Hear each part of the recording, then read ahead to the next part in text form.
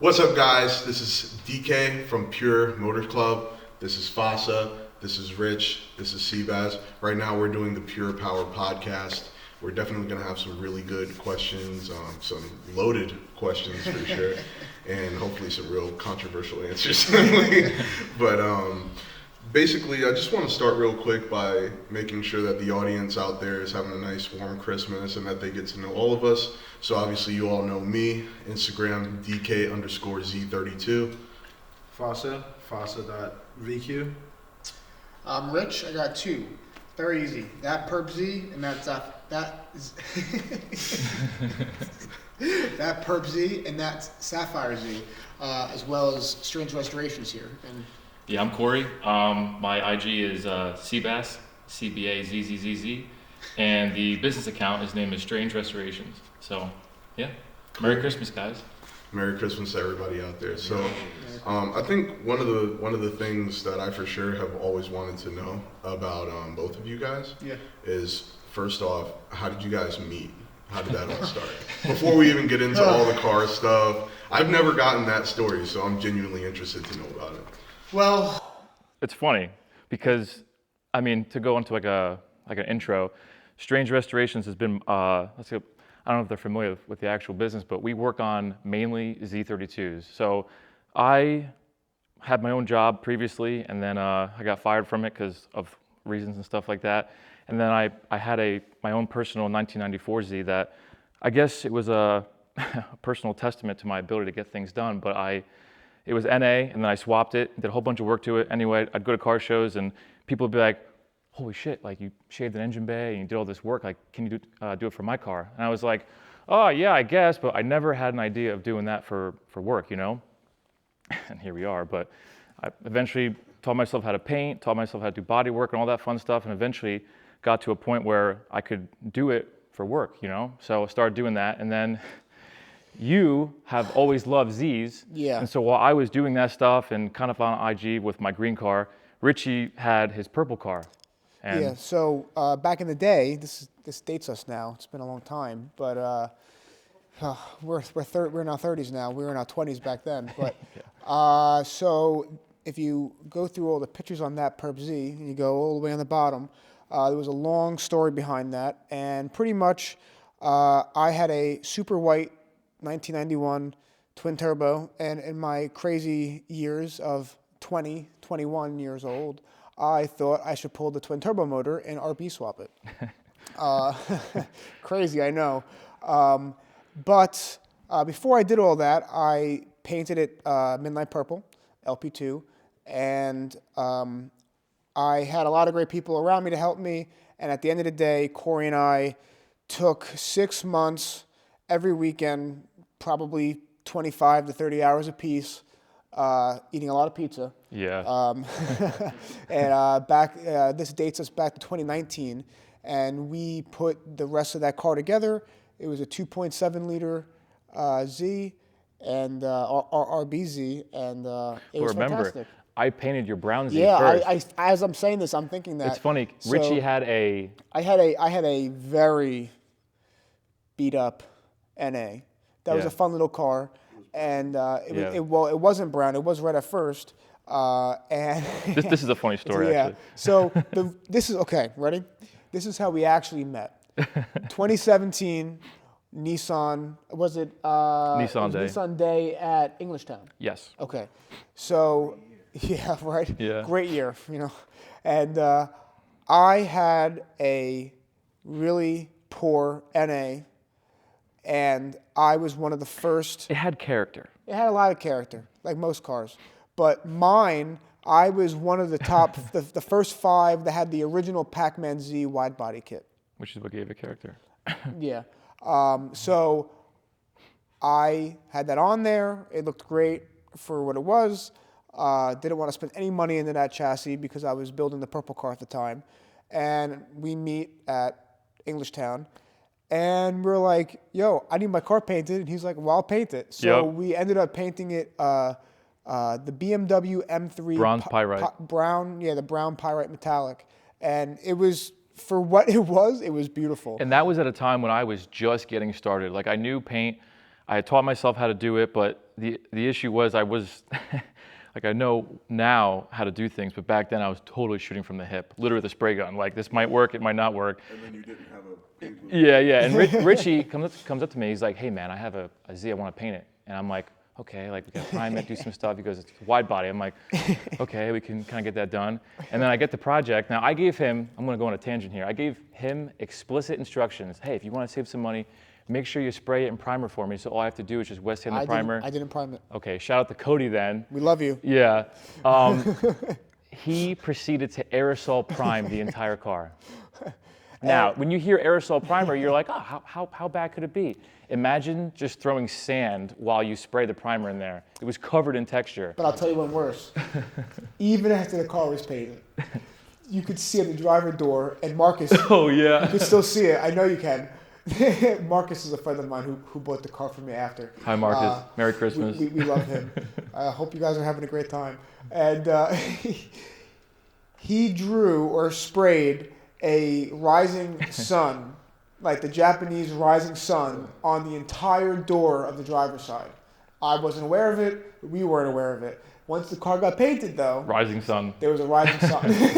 In the bronze. In the front. Yeah. Yeah. So that's how we met. Yeah. And long story short, after that, I was working in the city. I was a project manager pre-COVID, and we always talked about, working together. It was a pipe dream. And, COVID happened, personal stuff happened for both of us, and everything was able to kind of fall into place 2.5 years ago. And now, where we are is what we built. Well, all from Corey's hard work from the first many years, but all the work that was done in here, we did together, and we have been striving for greatness. So it's been a fun journey. Richie, we always joked about it. We're always like, hey man, it'd be cool to work together because I have a dysfunctional mentality where it's like, well, if someone else can do it, I can do it. I'm just going to suffer. So I've taught myself everything, and he's very similar in that sense where he wants to learn. So just life worked out in that crazy way. We were actually able to work together, and he has great drive and great motivation and the skills to learn. And between both of us, I mean, I don't know if the camera can pick up the cars behind us, but these are the two behind you guys are the ones we just finished. And these are two stock ones that we are both ours. Yeah. But we do it all. We do all the actual heavy duty, like all of it. Like in your head, you think, oh, what's restoration work, right? But restoration work is really taking something that's in some ways hurt, destroyed, damaged, rusty, any of that fun stuff, and then making it awesome. So I think when you learn those skills and you get better at it and become a perfectionist or OCD, then your work quality can support that, but you have to have the attention to detail to do it that way to begin, So you got it, man. And we have fun. It's a fun time. Yeah. We have a lot of fun here. Corey and I and all of the 26 Z's that are here. Yeah. And out of those 26, you guys have, or own, I should say. Well, now it went up. It went up. I have the green one, the 94. So I have a 94. I have this 95. I have a white Arctic that's outside that one, and then I have also a 95. Yes. Yeah, twin turbo. Yeah, I have two 95s, and then that's one of these I have. I have three Zs. Yeah, but this is talking about Zs. The RX-7. Yeah, I also have an RX-7. That's awesome. But but you have me beat on Zs. Yeah, it's a problem. I have the purple car, which we could go down that story a little bit later if you want, of what that really entails and where it's headed and why it's heading that way. But that was a 2.7 liter RB in a midnight purple Z, 91. That one is great, was great, still great, will be better. And then I purchased a very special chassis to both of us actually, 2.5 years ago after my mom passed, and that car, if you ever heard of the car shows H2O back in Ocean City, Maryland, we went there every year since 2013. The best weeks of our lives, and our good friend Kyle, our best friend Kyle, or a great friend of ours, he owned a a red 2+2 that was the It's best. iconic. It's the best 2+2 out there. If you saw it, if you saw pictures of it, you'd be like, oh, I know that car. Yeah. When you bought it, I saw, like you tagged them when you purchased it. Yes. And I went back and saw, I won't say the history of the car, Yeah. but I saw how it looked previously, and I was like, wow, that's a really nice Yeah, car. no, he did. Yeah. He did a great job on that car. And the crazy part is between the purple car, the green car, the brown car, we always called that Poop Z, and Kyle's car. We have pictures of all those cars together at H2O, not knowing that I was ever going to buy it, he was ever going to sell it. Yeah. But it worked out that way. That car is staying NA. It might be a drift car. It was supposed to be built for my mom, but after doing some digging into the chassis, it's not. It's a safe chassis, but it's not the one that I'm gonna go balls to the wall on. So I did happen to just get a 1991. I think it's a 90 or 91. Yeah, Funny thing is, even I don't know. I don't know what it is, but the crazy part is, besides the other three that I have, including the beautiful Maybelline behind me, that is a right-hand drive, and it is straight from Japan, obviously, and it has a super rare blue-on-blue interior, which is going to go great with the exterior color, which you will find out shortly, and it's going to be great. It's going to be fantastic. I gotta see that. Yeah, I'll show you. We'll It's talk. awesome. We'll talk off air. It's But, so beautiful. you But know, it's it's funny. just It's funny you bring up the purple car, because that was actually going to be the next question. Oh yes. And that is, so like, out of all the cars that any car guy owns, obviously, and I think everyone, all of us know it, everyone that's watching for the most part would know it, that you have that one car. Yes. That's like, Oh, this yeah. one is my baby. Yeah. And I would do anything for that car no matter what. Yeah. Firstborn. It's my Yeah, firstborn. yeah, exactly. That's what it is. I think everyone So- shares that sentiment. Yeah. So, I personally, I know what those cars are for you guys, but I wanted to ask, what inspired you to make those cars that car? Like, what created that? Do you want to go first? Yeah, I mean, it's very simple. It's a funny story, actually. I was in high school, and there was a person that lived local to me that had a Z. And, oh, I'm sorry, actually, goes way back than this. Okay, it's a cool story, because we're actually here. All right, so, young kid, working at Mountain Creek, right, ski resort. I'm walking outside. I'm walking from my old Honda Civic. I had a 1995 Honda Civic DX. It was an awesome car. It was a basket case, but whatever. You know, cold as hell outside. I go out, I walk up to my job, and as I'm walking through the parking lot, I see this red car, right? And there's this red car in the parking lot. I'm walking, I'm distracted, I'm all these things. I look over, I'm like, what the hell is that? I've taken me completely by surprise. I was like, what is this? Everything's dark and gray out, and this thing is just like looking perfect. And as I'm looking at this thing, I'm like, I'm so enthused by it. And I'm like, what is this thing? And I walk around now. Of course, knowing what I know now, it's a Z. But back then, I had no idea that you could just look at the back between the taillights and it says, easily enough, 300ZX. So I'm walking around, and the way the wing was on it, and it had J-spec taillights, and it had a big Wings West front bumper, and it had a set of boxing gloves hanging from the rearview mirror.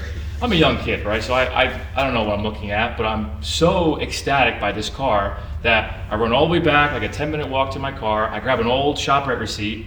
I take a Sharpie, and I write on there. I'm like, hello, my name is Corey. I love your car. Can you please email me or call me, and please tell me what car this is? I must know. Thanks, Corey. Put under his windshield wiper, and I go away. That night, I get an email from a guy. His name is Ed, and he's this older guy, and he just starts telling me all there is to know about what a Z32 is. And I'm like ecstatic. I'm like a kid on Christmas. I'm like, oh my God, it's a Nissan, it's a Z, it has rear-wheel drive, it has T-tops, oh my God, it has 4-seater, 2-seater. I'm like, Dad, you're not gonna believe it. They made a twin turbo, all this stuff. I go down a rabbit hole. Funny story about that. That car was that car. Perfect. So that's the first Z I ever saw. We'll get to that later because we ended up doing some bunch of work to it. But that sent me down a path. I couldn't afford one at the time, right? So I go through school, all that stuff, and then ended up in my senior year of high school. A funny story. I went through a really nasty breakup, and I was like super depressed, all this stuff, and really going through it. And then my parents looking at me, they're like, "Well, you're really messed up. Like, you got some problems. Like, we should probably figure this out." So they helped me buy my first Z, which is the green one right there. And like it was yesterday, I'm on Craigslist, because back then Marketplace wasn't a thing, And I go on there and I type in Z, and it's like 1994 dark green Z for sale, tan interior in Maryland. And it was on 19-inch chromies.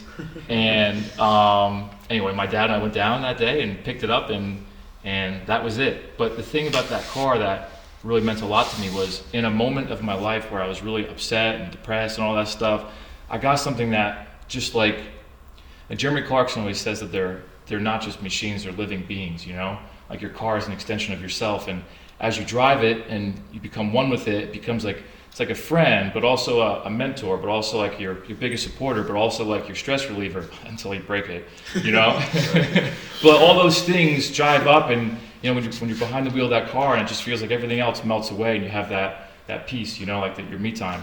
And so I had that bond with that car, and of course it was NA, but it kind of taught me all of the things that, because these are punishing. Of all the chassis to get that, you're like, oh, it could be easy. Like, no, this is the worst one. Like, aside from a German car, this is just going to punish you and pulverize you if you don't have an open wallet.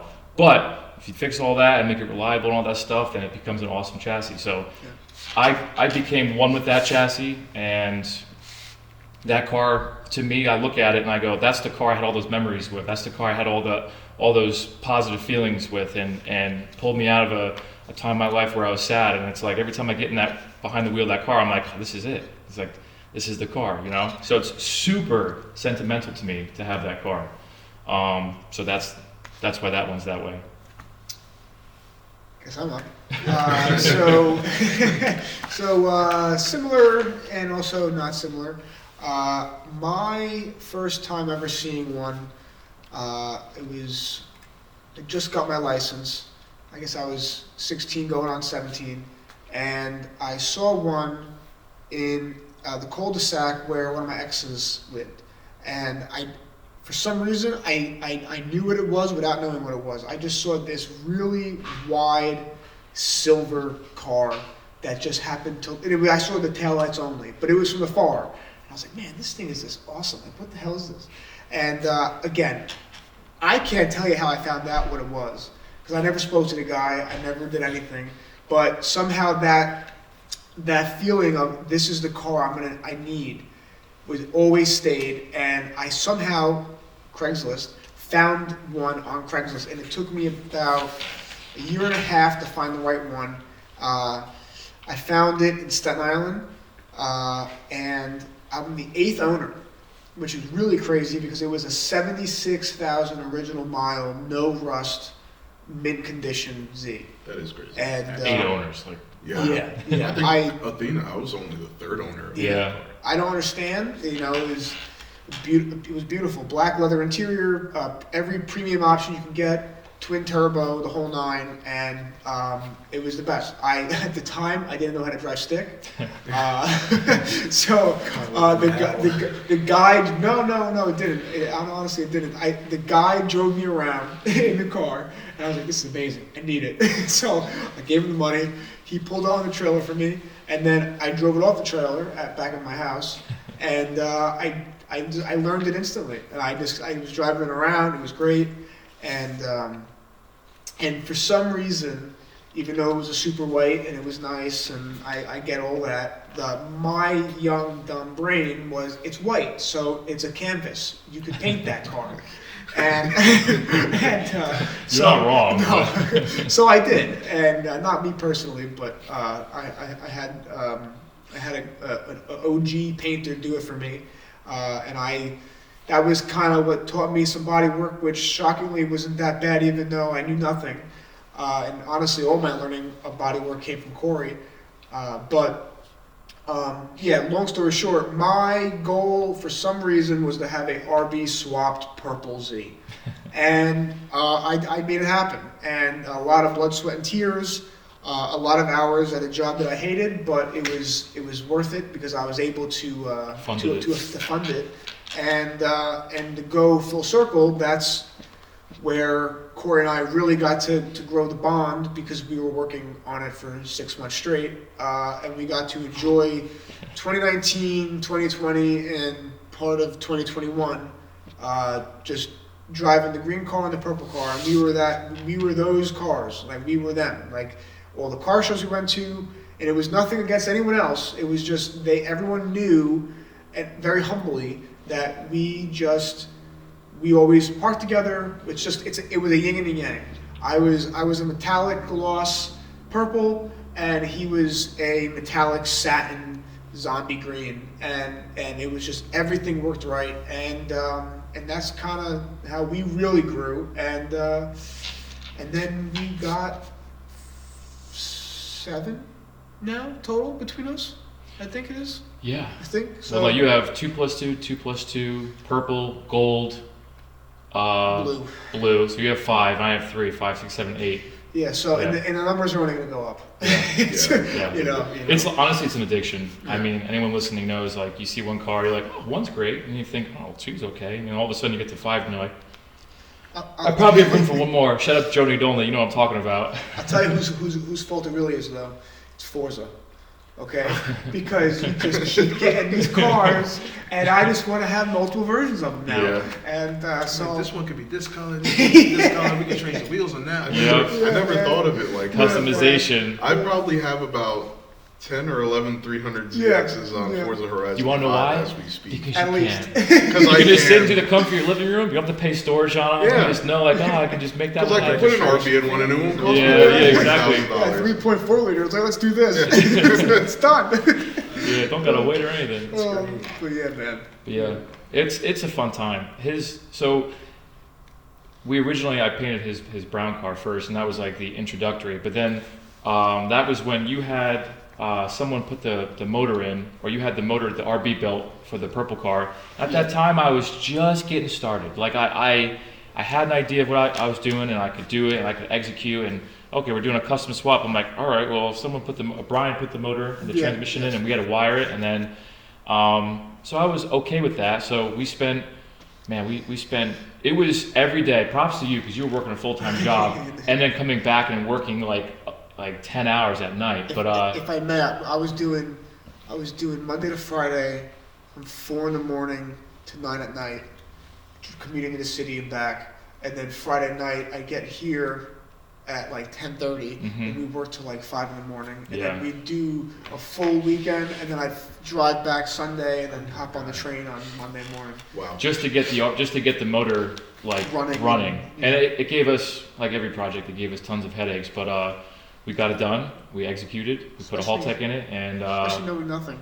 yeah, like, you know what's funny? Like even my green car, I look at it and it's period correct for what Corey's knowledge was at that time. I look at it, I'm like, okay, like, you were an idiot in some places and you had the right idea in other, but overall, like a B plus, you know. And I look at it through the prism of my knowledge level now, and I'm like, okay, but you had the right idea, you know. And like your purple car was the exact same way. We had. You look back on it, and you're like, wow, you guys really did it. I don't know how, but you did it, you know. And it's crazy as you get older and you refine, and also the only way you know how to do something properly is through failure. I mean, there's other ways, obviously, but at least for me, when I do something wrong and I learn that lesson the hard way, then the lesson is more reinforced, and I know how to do it properly the next time, you know? Right. So, but your purple car came out good. It was a good car. Yeah, that was a fun car. Did you ever go to Did you guys ever go to H2O? Yeah. So we're going on a tangent right now. my H2O years, I didn't know anything about H2O. Yep. And so I had a friend, he had a B8 Audi, like A4, tuned everything. It was clean, like the cleanest Audi that I've seen. I fell in love with his car. And I was like, yeah, I'm going to build mine now. So over the time of like getting to know him and getting more and more into the car community, he was like, yeah, I go to these shows. I'm about to go to H2O. And I said, What's H2O? like literally. Going to water? And Yeah. same thing. I don't understand. So you going underwater or something? But The water when park? he explained and he showed me like the YouTube clips and everything, I said, we're going to Maryland. Yep. We're going. I don't care. Do you know what year this was? The first time you learned about it? I want to say, well, because around the year 2017, 2018, I want to say I went to 2018. Okay. And then I skipped a year because after 2018, I saw and I said, cool. Great to know that I'm not clean enough. Yep. I'll come back on a different time. I understand. So I drove down to my little Plasti Dip Acura TSX. Yeah. I would say the only thing I had at that time was, literally a couple stickers and an exhaust. Hey, man. And we got a hotel. We drove up and down the strip, enjoyed everything. Mm-hmm. And then the next time I went, the car was a lot different. We're talking bags. I chose not to go down with the wheels because I understand. Ocean City was really crazy. OCPD. Yeah, man, they were getting wild. But again, the vibes, the everything, just being down there was such a fun feeling. And it's like, I wish I could do it again, but it's like, as we're getting older, it's not the same. That would not stop me. I could be 85 on the strip, like, Yeah. You know, but to go back down the strip again. For people that aren't initiated on H2O, I'll go on a little tangent if you don't mind, because it's such an awesome thing. You described it really well. I never got a chance to experience. H2O was this thing that it's an enigma. There was a car show. I think I'm going to butcher this, but I'll try and get it right. There was a car show that Audi and Volkswagen owners that were water cooled would go. They'd all have this little thing where they'd go down to Ocean City, Maryland. And they would all just take their cars and go down there and just cruise the strip and take a vacation time. So what ended up happening, like all things happen, is one person gets word of it and goes, dude, there's a car show in Ocean City, Maryland, you gotta go. And then it just gets bigger and bigger and bigger until H2O became, it was no longer the water-cooled actual car show. It became everyone that has a car, just go down to Ocean City, Maryland for this time and just have a blast. Almost and like so, how Slam... No, GAT. GAT. Yes, I'm yes. sorry. GAT is the new Ocean City. GAT. Well, that's because Yeah. everyone that used to go now goes there because H2O is no longer. So what ended up happening was H2O just became this crazy thing where everyone just go down to Ocean City, Maryland, the last weekend in September, and you just knew, like, okay, we're going, and everyone's going to be there. But when I say that, you can't really imagine the vibe of what H2O is, but I'll try and describe it. Imagine every single car that could ever be an enthusiast car, plus everyone that didn't have a nice car that would go down anyway because they wanted to be part of it, and all go on a 4-lane highway that's like 20 miles long and just bumper to bumper traffic. Yeah, and just all be on an island together, all trying to have the same thing and just be centrally focused around car stuff. And what that means is, so we would go down for the whole week because that was our vacation time, you know. We would go down and we'd be like, all right, we're getting the room, all right, Monday to Sunday, even sometimes to Monday, you know, for a full week to really enjoy it. But It went too fast. yeah, it got to a point where You're talking about you fell asleep one time. You're like, I missed the day, damn it. yeah, shit. But I got introduced to it because I had a bunch of Volkswagen friends, and you know, they would kind of talk about it. I always was like, what is H2O? Like, again, like water park? I don't know what's going on. And I kind of watched a couple of videos, and in 2012 and 2013, it had not expanded in size like in the later years, you know. So I actually was pretty lit, I will say. I think I went down in 2013 2013. was lit. I think I went down with a friend at 2013, and in 2014 I brought my Miata down, and then maybe I have it mixed up. But long story short, I told myself when I was down there, I was like, oh, I need my car to be done. Like, I need my car to be done, and I have to be here and actually get that stuff done, because like I need to have my Z, because at the time I was swapping it from an NA to a twin turbo, and I was building the motor, and I was like, oh man, I need this car to be done, you know. And I was like down there, everyone else was looking at the cars, and I'm like, I told myself, H2O, yeah, on the strip, like so everyone driving down the strip can see it. See your car. Like a dealership. Dude. Yeah, Every parking lot was modified cars. That's crazy. When I say, like, have you been to Ocean City ever? Just in general? No. I probably have, but it was So- when I was a kid, so I don't, you know. I would say like take the shore, like how the highways are down South Jersey, Yeah.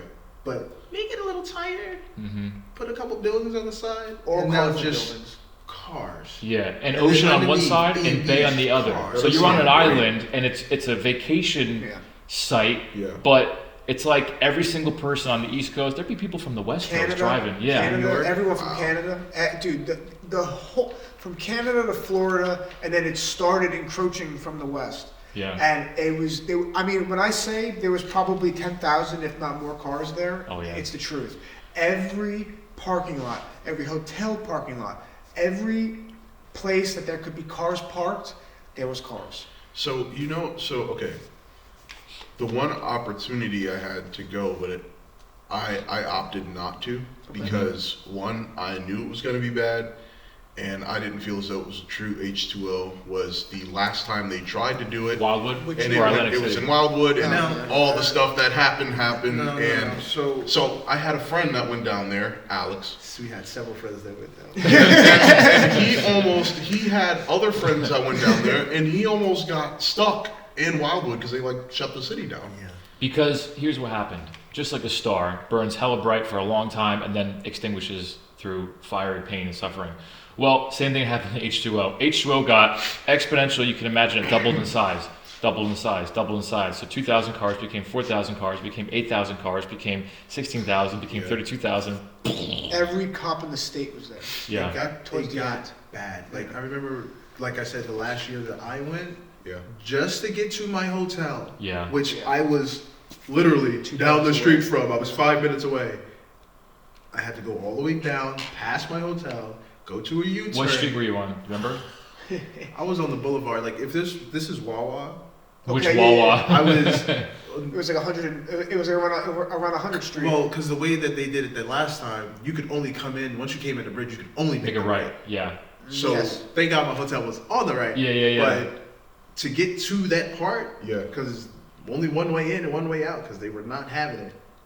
It took me a 5-minute drive. Took me 45 minutes. Yeah, and that's actually pretty good. Yeah, that's not bad. Because we stayed at. The cool thing is, every single time we went there, we stayed at different places. You saying that was actually pretty good? Yeah. Dude, I'll tell you straight up. Paints quite a picture. Okay, so ready? On Friday night, so the worst night was Saturday night. Saturday night. But the best. Here's what happened. You get all these young kids, and there's no fault of their own. They want to go out and hang out, but you get all these kids that were like, oh, yo, you got to go H2O for this event. And, what happened was, everyone knows the word clout, right? Well, the problem was these young kids were trying to get clout by doing reckless things. And what happens is when you obviously put, 1,000 people there with that right idea, they're going to start doing things, and it just became a reckless situation where people be doing burnouts or donuts in the middle of the road. Yeah, or lighting fireworks off and stuff like that. Now, listen, ready? I say that not because I'm like, how could you do that? Oh, whippersnappers, young kids and your idiot ideas. But time and place. Yeah, and they ruined. They because of that. Like I think it was 2017. Someone got hit by a car. Well, a cop car. I was gonna bring that story up, but no, it was okay. Was it bad? Yes. Was it good for us? Also yes. This is how it went down. Because it was a takeover. Well, not in a sense of the modern takeover. Okay. Okay. I would say 2017 was probably accurate. See, I want to remember, but we went to H2O like 8 years in a row. So when you're like 2017, I'd have to see a picture of my car to know. Like, it sounds funny, but because 2019, it wasn't a hurricane. Right, but 2019 is when you had the purple car there as an RB. I had the RB there. So 2018, you were in the brown car, right? Yes, yeah. So that means 2017 was. I had my purple the year of the hurricane, which was Harambe, that year, whatever that year was. No, it was Joaquin. No, but that was yeah. That was when Harambe got killed. Yeah. So I remember. No, I remember because the H2O sweatshirt from Sam Swa, shout out Sam, had Harambe on the back. It was a cool sweatshirt. Yeah, it was cool. Oh well, good because H2O always had a meme going down. Yes. Okay. I remember the bananas. Hold on. Yeah. Oh my God, the banana march. Oh no. I think because 2018 was the first year I went. I just checked. Okay. And the last year I went was 2020. Okay. Oh, you went 2020, so I didn't go 2020. I was there. 2020 was the Yeah. I I had a lot of fun survived, there, though. as in like the fact that I didn't go means my car didn't get towed. I almost got pepper sprayed. Oh wow! Yeah. You had a better time than me. So that was the time where everything went This wild. was Yeah, no, it was 2019. I think he has the hoodie. 2019 unfortunately. into 2020 was when the whole takeover thing was growing. Yeah. Like Full Send and all of them. Yeah. So 2020 to hear that all these clean cars from the tri-state, and not just from tri-state, because I remember there was a guy that traveled from California Yep. Yeah, man. all the way to Maryland. That's a lot of people. Yeah. Dude, And we a lot had of a people guy- for that small area. We had a guy come from Germany. Oh yeah, Yo, he was in our house, man. What Yeah, was he his was name? awesome. Is it Stefan? Stefan! Yeah. Shout out Stefan. Yeah. So Stefan was part of like a BMW club, and he actually stayed with a kid we were staying with, and he was like, in his thick German accent, he's like, I know about H2O and I don't want to miss it, so I'm here to do it. Yeah, man. And he went to the airport, found someone to pick him up, and he stayed with us the whole weekend. And dude, he was man. awesome. Blonde hair, blue eyes. Yeah. Like 6'4". Oh, yeah. He just came. He didn't like import his car. No. No. He Oh, was okay. just But was like. he was also going to school in the States. Yeah, he was over here for something, but Yeah. he was a super big car head. And in Germany, they don't allow anything like they do over here Yeah, for like yeah. emissions and stuff like Yeah, that. yeah, So he just the one kid picked him up from the airport, and he ended up staying with us. And he was just like the whole time was just like he rode with me a couple of times. I think he rode with you. Well, we called him the Steadicam. 'cause Oh, yeah. He had a grip that I mean, it must be because he's German. I don't know, but The German grip. He was hanging out of cars with just his iPhone Yeah. in his hand, and the videos were Perfect rollers. I was So I'm like, get in the car. We'll take rollers to Richie's car. I He'd be might like need this this. guy's contact. He'd be like, okay, no problem. He'd like lean out of the car because he's so fucking large. He'd be like this, and he'd go like this, and he'd get literally the perfect rollers, like literally the they're perfect fantastic. rollers. Yeah, But Stefan's awesome. Stefan, Anyway, man. but yeah, H2O got crazy. See, I didn't go 2020 because I had to work on a car, which ended up being a good thing because you didn't get towed.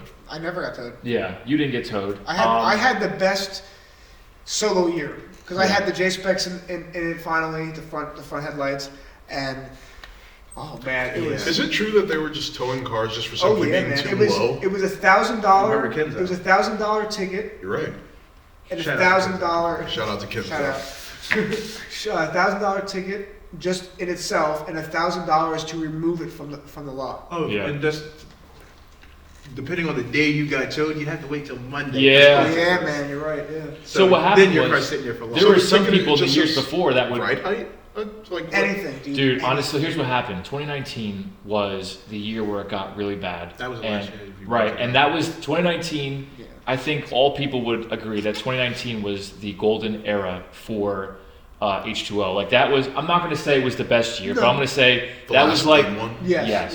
Yeah. Yeah. And for Richie and I, because that's when your car was done, Yep. my car was done. I mean, my car was done the whole time, but like that was when you and I were able to take. We rented a Sony. Alpha 3. Yeah, we rented a nice camera with some awesome lenses, dude. And I think you've seen the pictures, but I have. we went ham and we got all the content, all the footage, everything. 2,500 pictures Yeah, Jesus. in a yeah, week.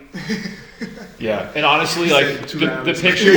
Oh yeah, the pictures were stupendous. They came out amazing. But that was like you could go to any random parking lot and there'd be like 10 or 20 different cars there. Everyone just like drinking a coffee or something, talking cars. Hoods popped, you know. It's like a summertime thing, which is nice because at the end of September, it's colder up here, you know. You go down to Maryland, it's still 60s, summer down there. 70s. So you get like that last sip of summer, and you come back up in October, and you're like, oh, here you go. Yeah. Seasonal depression starts, you know. It was like the ultimate season closer. Yeah, I will 100%. say the one thing that I miss about H2O was seeing the builds Yeah. because Yeah. for me, my first year, it was like, oh, this is what a clean car is supposed to be. Like, Yep. This is is the what bar show- for you. Yeah. What?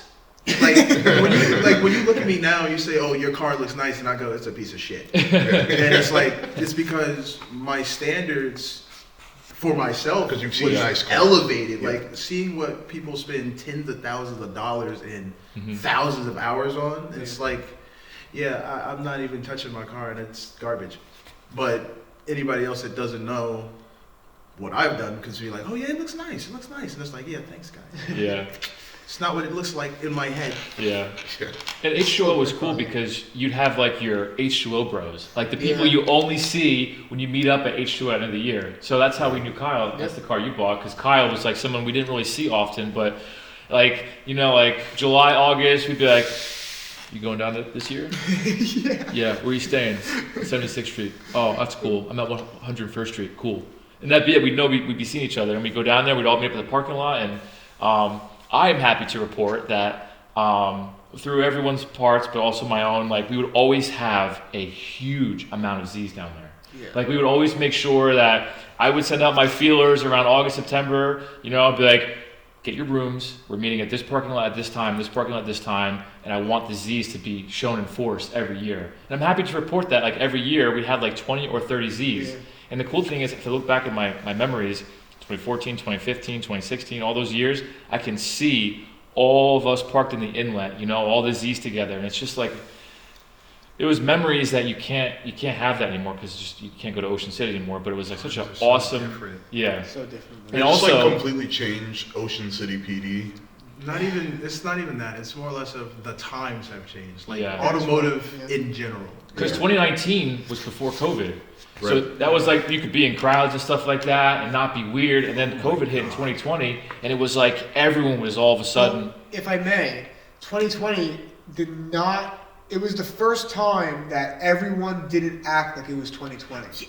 Like, okay, I'm serious. We still had masks, but we no were one, still no on one top had, of each other. No one had masks. Well, and I'm going to be honest, right? Because I went to a couple of car meets in the middle of COVID, and it was a really weird thing because you'd go out there like around Bunker Hill area. Mm-hmm.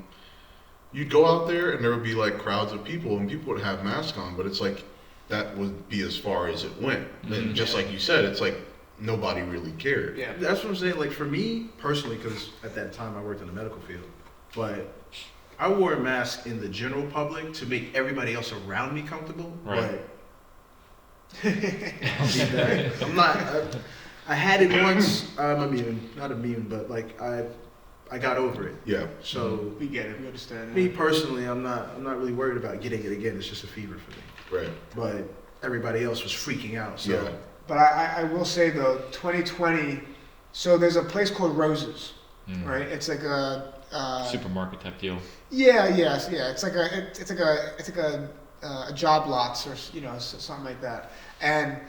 But the parking lot was ginormous. I mean, what, 700 spots maybe? I would say. If not more. With the beanery and across from Acme, I would say at least 700 spots. Yeah. So I remember I was in there early.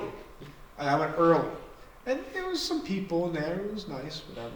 And I met a long friend there, like a old friend there. And we went to get some pizza.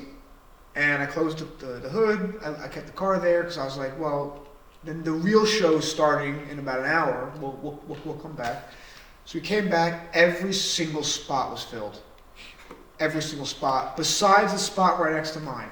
So we pulled back in with his car, and there's a million people everywhere. And like you said, there were masks, but there was a lot that weren't, and they were all over everyone.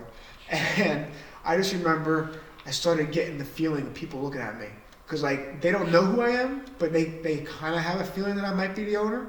So I start slowly unlocking the door. Right, I'm looking around at everyone. I slowly pull the hood latch. Pull. The hood pops. Go over there. I open it up. Everyone swarms me. Right. What's the first question you think they asked me? Are you the owner? No. Even better. Like my mind wants to go to a dumb question, but I know it's gonna blow me away. Go dumb. However dumb you think it to be, go dumber. Is that an RB? Is that a 2J? It works. You had the right idea, just the wrong inline. Yeah. So, but yeah, man, those are the times. Those moments are awesome because you park your car in a parking lot, and his car is just as clean as my car. We'd park a different place, and we go out and get pizza or something, come back, and everyone's around the car, but the hood never got opened, you know. Yeah. But there was enough people that knew you from previous years, and they'd be with people, and they'd be like, when that guy comes back, you gotta check out the engine bay. They know what's under there. And we like the moment you walk over to your car, you could kind of like pay attention and be like, oh, here they come, and you open the door, and like once the hood comes up, you just see a swarm, you know, and it's like that was what the car. Red NSXs that was always down there. Yeah, with that. Well, he had that with the actual the trailer. guy with You the met trailer. him. I met him. He was down there one Oh, year with the that I went. NSX back end trailer? Yeah, I he- seen him on Instagram. I don't think I've ever seen his He car in passed person. away, unfortunately. Really? Yeah. When? Last year. Yeah. Yeah, but I met him. He was a very, very nice gentleman, and his little story, if you don't mind me saying, quick, go just for him. You know, I met him 2020. I was pulling my Z back into the place that I was renting for the weekend, and I backed it into the garage. We had a garage there, which was pretty nice. And there was the red NSX. He didn't have the trailer. There was a LS RX-7 FD, and I'm forgetting the other one. I'm sorry. R8. No, there was a couple there, but I forget what it was. I'm sorry, but maybe it was 2 RX-7s. Again, You have the pictures. yeah, I You can have the pictures. We can maybe put it in there. Yeah. And but I was just minding my business. They were taking their pictures. I reverse it. I'm backing in, and because they are car enthusiasts, I get out of the car and they instantly, is there RB in there? And I was like yeah. So he's like, oh, like, do you want to take pictures with us? And I was like, I mean, yeah, sure. I would never say no to I that. appreciate that. Like, they were doing like legit pictures. Like they had a drone and everything. And I'm like, yeah. I was like, I don't want to take up your space or time, but I appreciate it.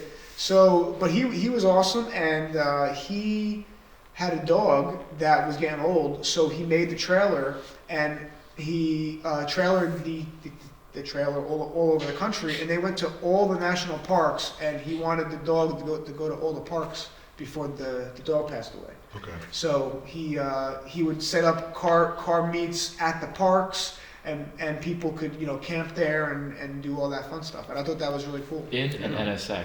Yeah, man. In an NSX. Yeah, NSX. That's so Inspired, cool. inspiration. He didn't just have Yeah, a one. lot of people. He had 2 NSXs. Yeah. He chopped chopped the front one off and and then made it into a trailer. Wait, pulled it by another NSX, First world yeah. problems. I'm all about it. Wait. I always thought that the one that the trailer is made out of, It's was real. it hit in the front though? Most likely. Yeah. Okay, I hope so. Cause No. Yeah. It got into an accident, and then he mimicked the exact thing. Okay. He made all the carbon fiber parts. He did everything. Yeah, He because did a that's great what, job. when I first saw it on Instagram, I was like, Yeah. mind blown. Like, Yeah. Yeah, I couldn't imagine doing that for the Q60 outside. oh my gosh. Yeah. I couldn't imagine doing that for either one of my Z's. People Yeah. do it now, man. But then, I mean, it would be kind of cool. Yeah, I mean, I think it has its place, especially, I mean, we're all assuming that he didn't just chop up a perfectly good other Yeah, NSX, I really you know? hope not. But if he did, Yeah, If yeah. it did, it looked good. Yeah. More He's at the end of just the a day. baller. But yeah, it was, that was a cool thing to see. But I didn't go to 2020, you did. And, you know, H2O, I think after 2020 it was done. Yeah. But in the eyes of law enforcement and stuff like that, I can't blame them. I really Yeah. can't, I because mean, you're risking a ton of lives. Like, it just, stuff got to the point where, and this is just, I wasn't there, so this is just what I'm seeing on Yeah, social man. media. Yeah. It got to the point where, it wasn't worth like, it just wasn't worth it. not Because, at all. like, you go down there, you risk losing your car, you Yep. risk dying. Like, so many people were dying, getting hurt No, down that's there. the truth, man. So it's like, you really can't blame them. Like, I won't say we, because we did not do that, but those people that were doing that kind of forced law enforcement's hand to go, you know what, now we got to do it. Well, it's funny you mention that, because this is a funny story. Every single time you'd be in H2O, right? It'd be like Saturday night, maybe Friday night, 7 o'clock, 8 o'clock, sun just went down. You're on the strip, you're on the right-hand side of the of the lane. You pull up to a stoplight, light turns red. Every single person is looking at you. They're looking at you, and they're like this. They're like, "You gonna do something? Okay. What do you got in there? Come on." I was waiting for somebody to talk about it because my years, we were young and dumb, but we would drive up and down the strip, and every time we would stop, The people that were sitting on the side on the road. Dude, peer pressure like you I would wouldn't go believe. so I would lean out the window and go, do a backflip. You'd make them do something. I'm Yeah. proud of you. I do the same thing. Because the first year we went down, we had one of my friends. She had a Yeah. She had to do a burnout. stage 2 STI, Yeah. all-wheel drive. Yeah. Somebody on the side of the road Said told do a her to burnout. do a burnout, and I looked at her and said, "Yeah, go ahead, do a burnout." Now, Yeah. You're gonna burn. pulled over by the cop behind You're us. gonna Right. burn something out. Yeah.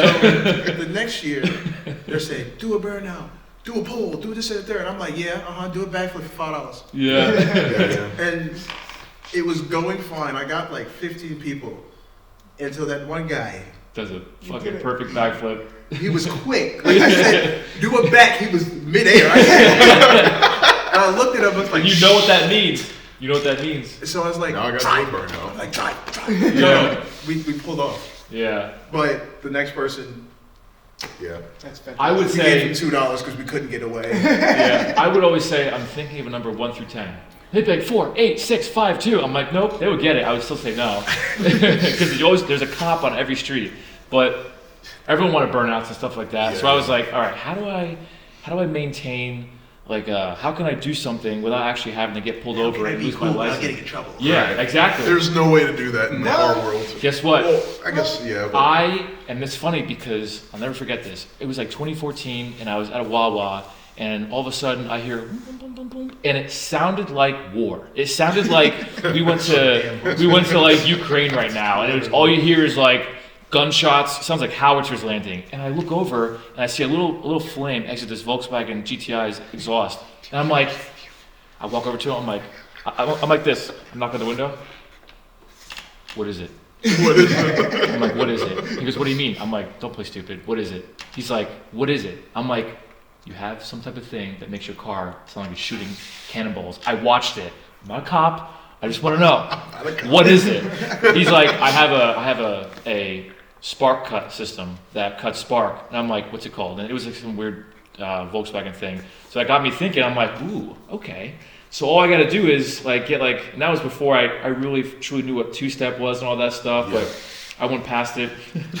I got a rally style spark cut launch control system, and I put it in my car, and it gave me the opportunity to select and choose exactly everything. Like the BR in Athena. Yeah, Yeah. but a million times better. Yeah. So I went down there the next year, and so you and I, so there's also something called H2O prep. So the week before H2O, everyone would be like, oh shit, I have to get this done, get my tires mounted, polish the car. Tires. Yeah. I'm still deaf. from Yeah, the- and so one of my H2O prep things was, and I was always dysfunctional at the time, still am, but we'd be getting everything ready, be polishing the car, he'd be at the old shop, working on his car, and I was like, okay, I have a night to put this system in so I can make backfires and stuff like that. Okay. So I wired up, put it all back together. Richie's behind the car, and I'm like, all right, I'm gonna try it. Boom, boom, boom, boom, boom. Bang, we're in a big metal box. We're in an aircraft hangar, and it just sounds like someone lit up like 20 grenades. I see Richie go like this. It was like a flashback. Shocked to his whole body. Yeah, and that was when I realized that I don't have to do a burnout now to be cool. It was the greatest feeling ever. So I used that while we were down H2O, and it's better not to do a burnout because you can just be like, yo, do something. And if the cop's behind you or a couple cars down, you can't tell, you know? 'Cause you can blame it on somebody. That wasn't me. Oh, 100%. It wasn't me, yeah. But it was loud, man, because that car doesn't have an exhaust past the. Trust me, I know. Yeah, and it's loud, but that was the fun part about H2O. Like, you know what the funny thing is? It was 2019. I don't know how this happened, but funny story. Somehow there was a wine festival at the same time there was H2O. That sounds like And a recipe for there disaster. was, this is a great story. There was these ladies that were going there for the wine festival, and no one told them that there's a massive car show last week in September. So they're just like, "Oh, look at all on these people." Saturday, you could tell there's these people that are like horrified at all these tuner cars and all this stuff. I mean, listen, if for nothing else, H2O was extremely vulgar. There was people that had things written on the side. The blue Blue tape. Yeah, man. I eat expletive. I see. Merry Christmas. I'm Yeah, not going yeah. to say it. There's all these different things, and so you have cops that technically can't really do anything about it, but they're pulling them over anyway. And Yeah. you have these horror-stricken people with their kids in the back, and the kids are like, Yeah. like look at all this stuff. And this one person rolled their window down. I was talking to them. I'm like, what are you here for? And they're like, we're here for the wine festival. No one told me there's a car meet. And I was like, it's not supposed to be here. Sorry, lady. And she was just like, remember, the same traffic we're stuck in, she's stuck in. So she's literally surrounded by people that she thinks, Flames next oh, to dude, like Around your gunshots. car. Not actual gunshots, but just sounds of two-step yeah. echoing. Like you're in a, like, oh. I bet you that was the last wine festival that all of them Oh, dude. No more Ocean City, Maryland wine. Yeah, festivals. but No. that makes the whole thing like Enjoyable. yeah, because like there's so many people that are fish out of water that are like, you don't belong here, Susan. You need to get back home because this town now is under control, and it's like, you know. Yeah. But your car's not clean enough to be here. What are you doing? It's take Yeah. over and then knowledge Let you goes in. away. But Who let you in? I would say my favorite part about going and coming back from H2O was literally the people you see on your way there and on your way Yeah. back. Yeah. Because, like they said, everyone leaves at different times. It's a week-long thing, but depending on what your day is or how your life is, let's say they said Monday and Sunday that y'all would be there. We go for a full We week. typically get there around Wednesday because Yeah. that's when everybody is already down there. Yeah. Like Yeah. the group of 15 Rawway heads that would travel down the group. Like, oh yeah, I'm out of work at this time. Meet me here. We're out. Mm-hmm. I remember the last year, I think 2020, on our way back, complete randoms. Don't know who they are. yeah, man. We're out here on the highways, 7, 8 cars deep, talking about shirts out the window, talking about woo! Yeah, man. Just making memories with random Yeah. people. And that's like, That's such a great thing, I though. miss that about the car community. And it's like, nowadays it's, oh, so much drama. It's like, I can't just chill and like a car for what it is. Yeah. You want to know where the car where I found that same feel Please tell me. again? It's gonna sound a little crazy, but Formula Drift. Oh, Dude, the car community there, it Yeah. really feels it. Because, I mean, now granted, we're not doing the same things we're doing there. Because I do remember, if I can go back a second, about, doing burnouts and coming to a red light. Back then, like 2014, 2015. You could do it. Well, you could do it, but I'm not saying I was doing it. Maybe I was. don't show But me. if I wasn't in the car, and I'd be walking on the sidewalk, which was also just as fun as driving, Mhm. and people would be coming to a red light, I was buying freeze pops, and I was offering people freeze pops to be burnouts, and I was also going in the middle of the road, being like the flag girl, being like, all right, you got a red light, let's go, and. Probably should be saying that, but it But was. that was fun, what man. you were allowed to do Yeah. because it was all in good fun. you Yeah, I was know? gonna say you guys are just having fun. Yeah. Well, there's a reckless meter, right? And Yeah. as you got to 2015, 2016, it was like they were turning that knob up even more. And then like 2017 and 2018. He was cranking that thing Yeah. by 5. And I gotta tell you, like, you don't understand the true definition of viral until you're in H2O and like that time, and all of a sudden you hear, "Did you hear what happened? Like what? Like, yo, a cop just hit someone on the median." And then like all of a sudden, like, because you go, That was a. Well, Yeah. that was the airlift. my and that's what you were gonna say before. Yeah. Like there was. So what happened was So that actually happened. Yeah. yeah. There was a That- four-way intersection, That guy hit. and there was a cop that was, let's say this is the four-way intersection, right? We were over here walking, and there was a cop here, and then he had the right to not move, and the people on the crosswalk had the right to walk across. Yeah. And just like any other time, someone's doing something silly, Yeah. but there's also 100,000 cops down there that can Yeah. also arrive to the scene. This guy thought it'd be smart in his brand new Tahoe to go through the light and try to get the guy over here. Okay. So it was kind of early. It was like 7, 8 o'clock. It wasn't that late. It was dark out. Okay, so he launches it, hits the guy walking across the crosswalk In an SUV. in a in a Tahoe, Merry in a Christmas. Tahoe, right? This kid gets launched like 20 feet, Yeah. right? It was so congested that they had to get a helicopter to come in and get him. He was fine. He ended up okay. walking around in his gown the next day, but but He got laid out, but he was okay. but every cop must have gotten in trouble and they all went back to the barracks, and there was no cops the rest of the night. So when Richie says that, right, you go, oh, no cops, not a single one. It was mayhem. What an amazing sacrifice that man made. Yes. For everybody else's pleasure, I swear. It was crazy. From like you're saying, from the time that takeovers were growing, the more and more they said H2O, the more and more I said, I'm not going. Yeah. Because, I don't blame you. like I said, I took my wheels off Yeah. 2020 just because they were stretched. Yeah, they would have got you. I said stretch tires, that's on the list, not go. They put out a list. Yeah. Yeah. A whole check for people that were there 3 days before, because by the time I got down there, they had impounded 120 cars. No, if not more. Yeah. Easy. How big But is your listen, lot? listen. In their defense, Oh, they were, all the tow companies in the area were They're working together. Yeah. all of them. but listen, in their defense, that was the only way they were able to curb the Sheer amount of people. right that were because down people there. will just go down there for the sake of just going and being reckless. Yeah. And there was people doing burnouts and stuff like that, reckless. Listen, we've all been in a situation where we could do a burnout. We've all been in a situation where we know how the rear end's going to slide, and we all kind of factored in all the things to make sure that it's safe, right? Right. But then there's also that do a burnout and then just And they just do right, it. and then Yeah. it's and so those people would actually cause accidents and like also like donuts in middle intersections.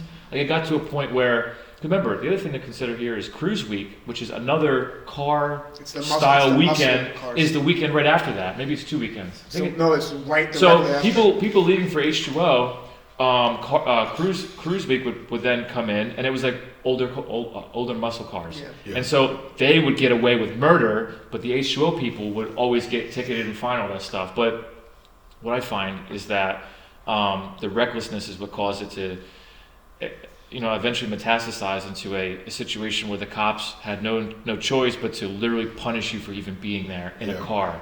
You can still walk on the side of the road, but if you were in a car that had a stretched, like you said, stretched tire, front lip, was lowered, Camber. yeah, Negative one Yeah. camber, your camber, if your car wasn't factory, yeah, if your car was wasn't liable factory to get respect. towed. like they were giving people tickets, knowing full well that they could fight it in court. Like if you're out of state, They just and, give you a ticket to give you a ticket. Right. Because you were there. and impound you. I would have got one ticket. I was there for that.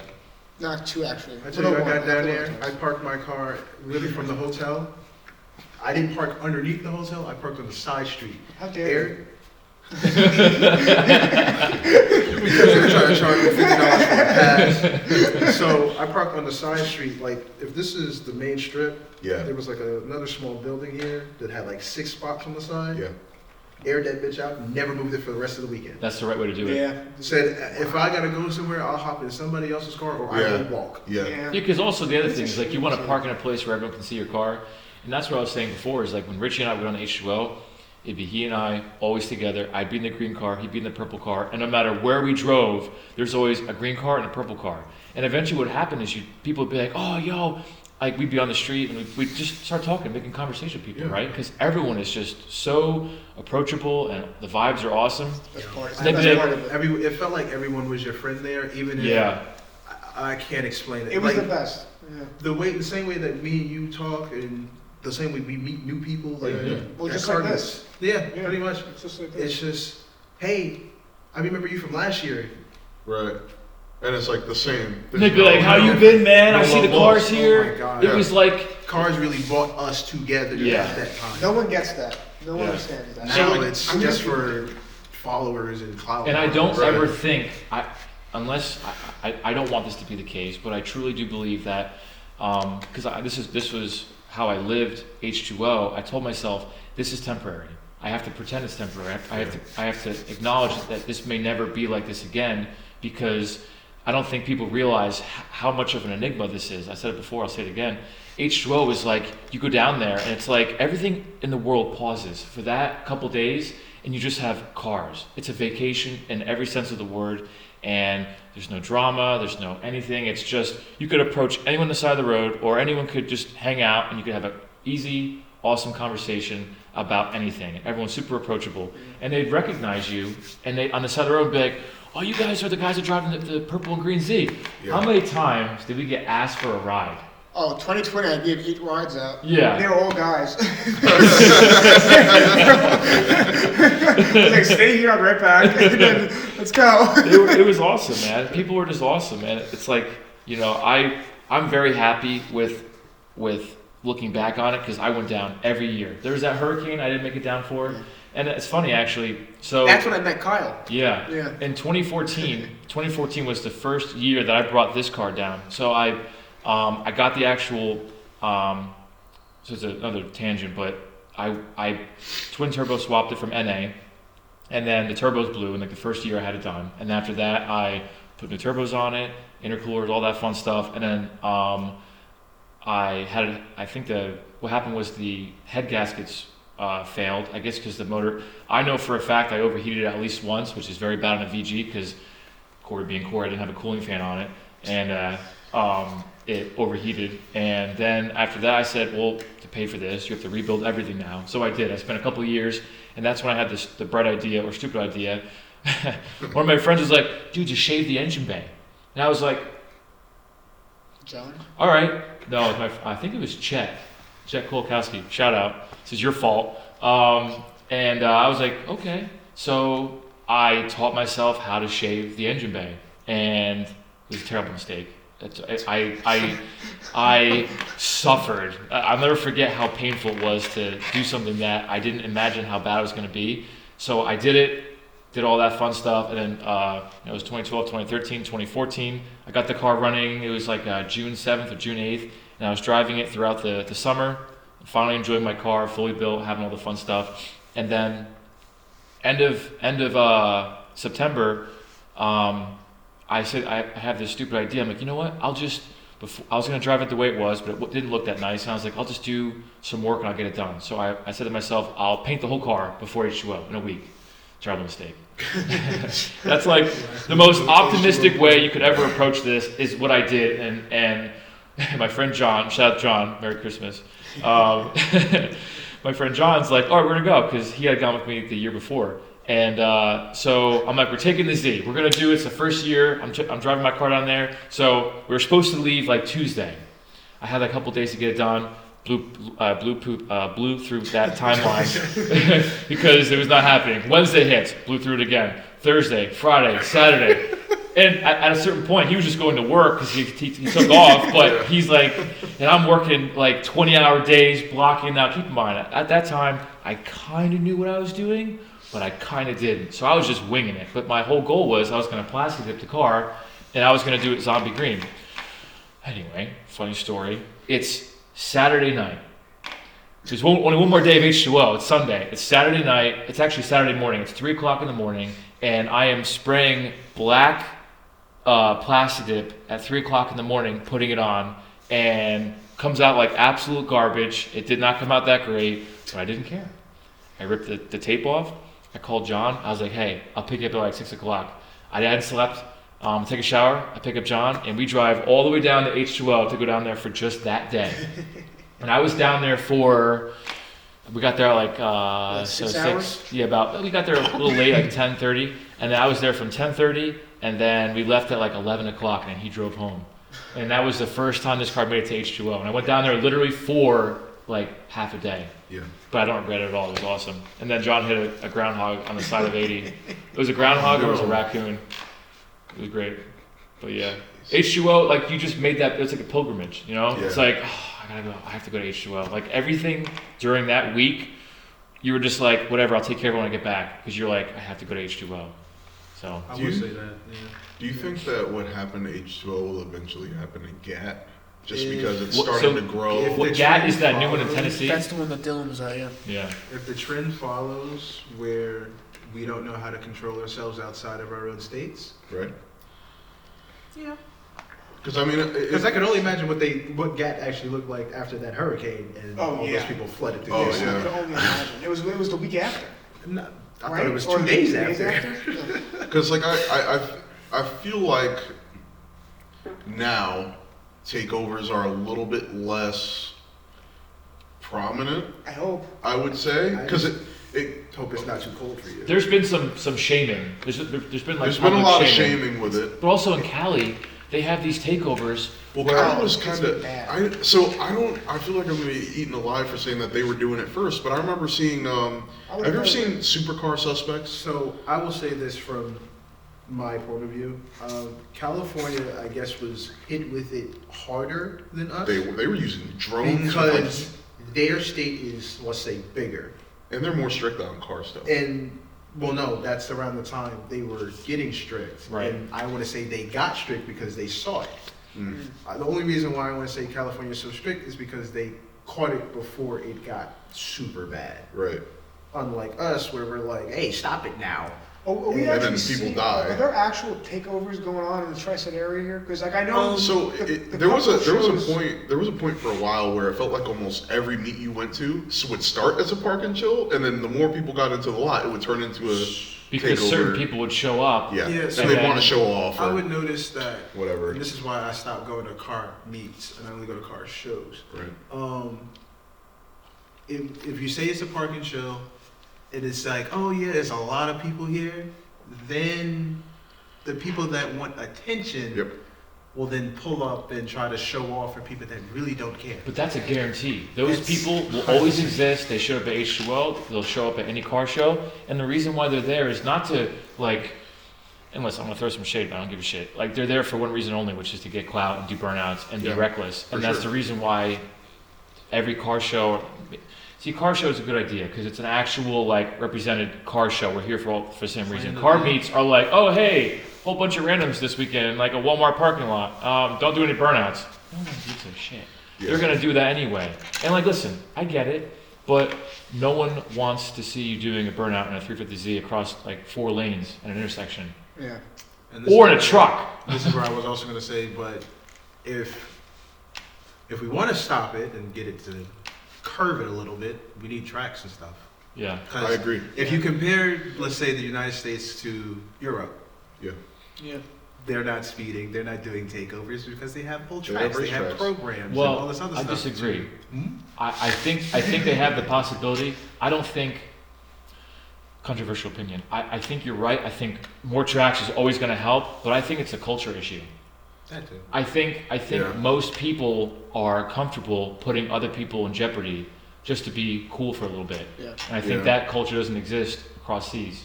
I think if Well, because you get shamed so heavily for doing dumb stuff. and you also like get that. arrested. And you like get arrested. I the don't understand how people could do something stupid and not feel like that was I stupid. know. but that's why H2O is exists. no longer here because it's like, oh, but if I did that, like this is a perfect representation of what I'm about to say. There was people on the Facebook group of H2O that were literally trying to have a competition of who got more tickets. Now I'm going to say it again, but slower. Hey, dude, guess what? I got 2,000 tickets for when I got impounded. Haha. Wow, I got 3,500. You're lower than me. And there's a competition. Like, okay, pause. What is wrong with you? What happened? Right. Obviously, you were dropped as a baby, but from how high? To do that and not feel bad, you know? And it's like, I'm not trying to be brutal, but I'm trying to be honest. Like, that's a culture issue. They don't get embarrassed. But They remember, just it's- they have No pride and sense of shame. But No remember, sense it's not of about being embarrassed, it's about being recognized. And if being recognized is a virtue of how cool you are, or you were able to develop a certain type of following because, oh, that guy got so many tickets. Like, that's why I think it's a culture issue. And people doing burnouts across lines and ruining car shows is that person just want to be recognized. If you can't build a car, you can't spend that money and make it nice, then you can be Right. recognized for when you have being, reckless or stuff like that. And like, listen, I get it. But if you had a track, right, and you brought those people to the track, like, that still doesn't give them the recognition because no one else is there at the track watching them, you know? Mm. I do think it's a culture issue. unless you're just that good. But this is what that's what I was saying. Like, if there were actual like programs Yeah. for you to have that outlet instead of endangering people on public roads. Like actually setting times Yeah, and being able like, to flex instead not of how, even, mu- like- how much money I got in tickets. Yo, Yeah. look at what time I just sat on this track. Mm-hmm. Because what our last drag strip is what? They're Gone taking them all now. away. Well, Island. Well, Englishtown is gone. English But, that I turned think into a It's an dirt track. FD. Yeah, I it's think an that- FD track. Thanks to Forsberg though, because I think he purchased it and turned it into the Englishtown FD track. Which I mean, at the end of the day, I'd rather But- it be that than the freaking junkyard. But you know what's shutting down the racetracks too is all these people complaining, Well, noise complaints. That's where I get annoyed. If At you that know point, that get you're out the buying, house. if you're Yeah, buying if you're a house by a racetrack, we're not changing the rules for you. because the Like, racetrack you're- was there before the Yeah. houses were Right. there. Yeah. And at this point, pick it. Do you want safe housing or do you want safe roads? Right. Because I'll move into the house if you can't handle it. I'll Right. gladly live next to Englishtown. Yeah. Me too. Talk about every meet. Nissan day, 20 minutes. Oh man, I can leave the Yeah. house late. yeah. I'd be I an average agree. Oh event. my god. Wake up an hour before the show. Talk about the car's not starting. I'm just gonna walk home from Nissan day. Go get Yeah. a pack. Yeah, like, but with the complaining of being next to a track, you have to know where you live. Yeah, Right. man. You picked it. Yeah. Yeah. It's not like it just sprung up out of nowhere. It's been there.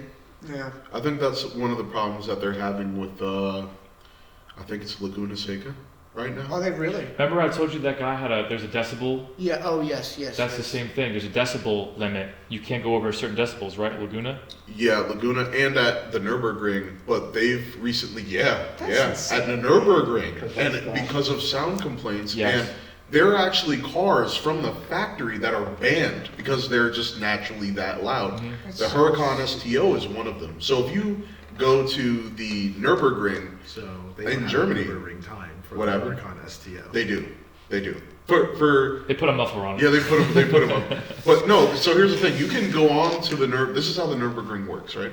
And I only know this because I watch a lot of Mishka. I think Mish, the guy that does like tons of laps in different people's cars on the Nürburgring. Okay. And basically, they'll allow you onto the Nürburgring, right? If the guy isn't privy to what you're driving.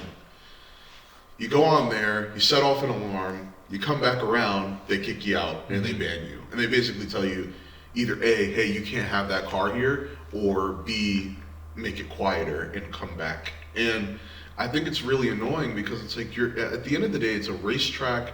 You're going on there Right. for it's a racetrack. You Yeah. are racing. These cars are made for performance, not to be as quiet as possible. Yeah, inherently, a louder car you would think is going to perform better because you have less restriction overall.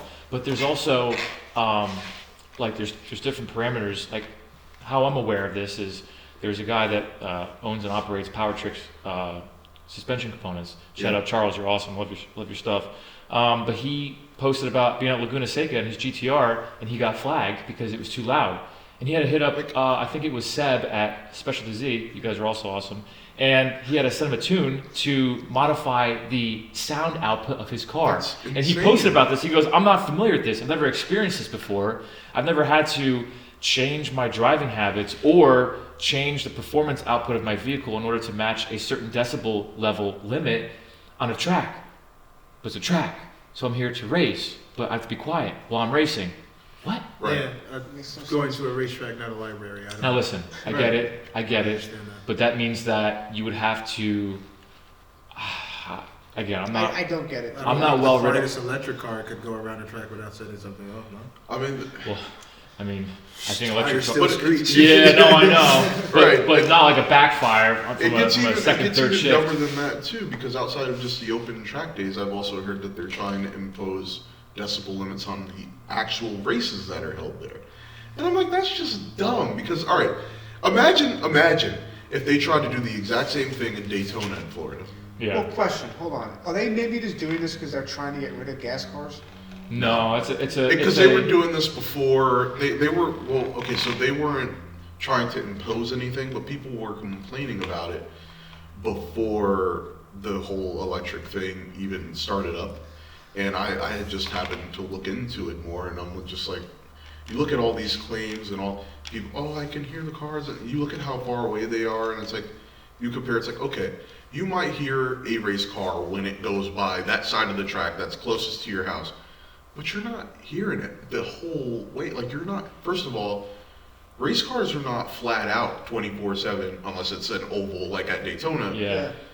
They're not flat out on a you know, a track like Laguna Seca or the Nürburgring. God forbid you try to go flat out on the Nürburgring. Godspeed, You'll end up Spider-Man. in the UK, forget Germany. So, it's always been dumb to me that it's like you said, you buy a house by a racetrack and then you complain about race cars. I mean, it's kind of what you signed up for. And so all the people that have a house near a racetrack, get out if you don't want it. There are people that actually want to live there. Right. Yeah. Yeah, I mean, That'd be a dream to have. it's like people a live house next to near a shooting racetrack. ranges, because I live in Wantage, which, up here there's a lot of farmland and stuff like that. And Yeah. from my house, you can hear constant gunfire, constant. And it's like there's a range down the street from me, but you just hear constant.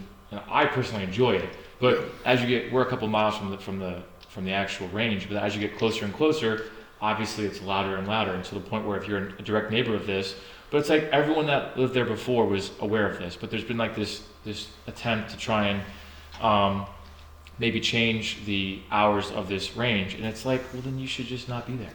Yeah. Like at a certain point, you knew the range was there. It's always been there. It's not anything new, and people like to shoot guns. It's not like they're shooting at 12, 1, 4, 5 o'clock. in the No. morning. No, and don't get me wrong. Listen, you hear a 30-06 or a 308 shot, like it's loud, That occasional 50 count might scare you. Yeah. But I don't think Who needs you guys- coffee when you have 50 BMG in the morning? Oh, waking up to 50 BMG. Yeah. But yeah, I mean, it's just that's a perspective issue. I mean, listen, I get it. There's also a kid. I mean, you experienced this. There's a kid in an Integra that has no exhaust on his car. Yeah. I always have like an RX-7 parked outside my house, or my Z, or one of my Zs. So he has. I'll find you. He has determined that it's a great idea. Now I live on a dip, so you come over my hill and it's like a blind spot. So if I'm pulling out my driveway and you aren't going the speed limit and you're going like 20 or 30 over, you're gonna hit me. It doesn't matter how fast I get out of my driveway onto the main road, you're gonna hit me. Yeah. And I get it. Listen, I was young once too. I have a loud, fast car. I We all enjoy were. it. His is just loud, not fast. And he just thinks that going past my house full throttle in third gear every single time it passes my house is like an enjoyable thing. And it's Park the like, girlfriend? say again? You parked the girlfriend? That's why. Yeah. Oh, no, listen, I get it. They do that in Patterson. I'm It's self-aware. like- And I live Yeah. on the quietest street ever, and my car is probably the loudest in the area, but Always here I is. am, like, who is vibrating my block? Yeah. Because it's not me. Yeah, it's not me. There's a silver 350Z in Patterson that the first time I heard him come down the block, I thought it was a GTR that had gotten into a car accident.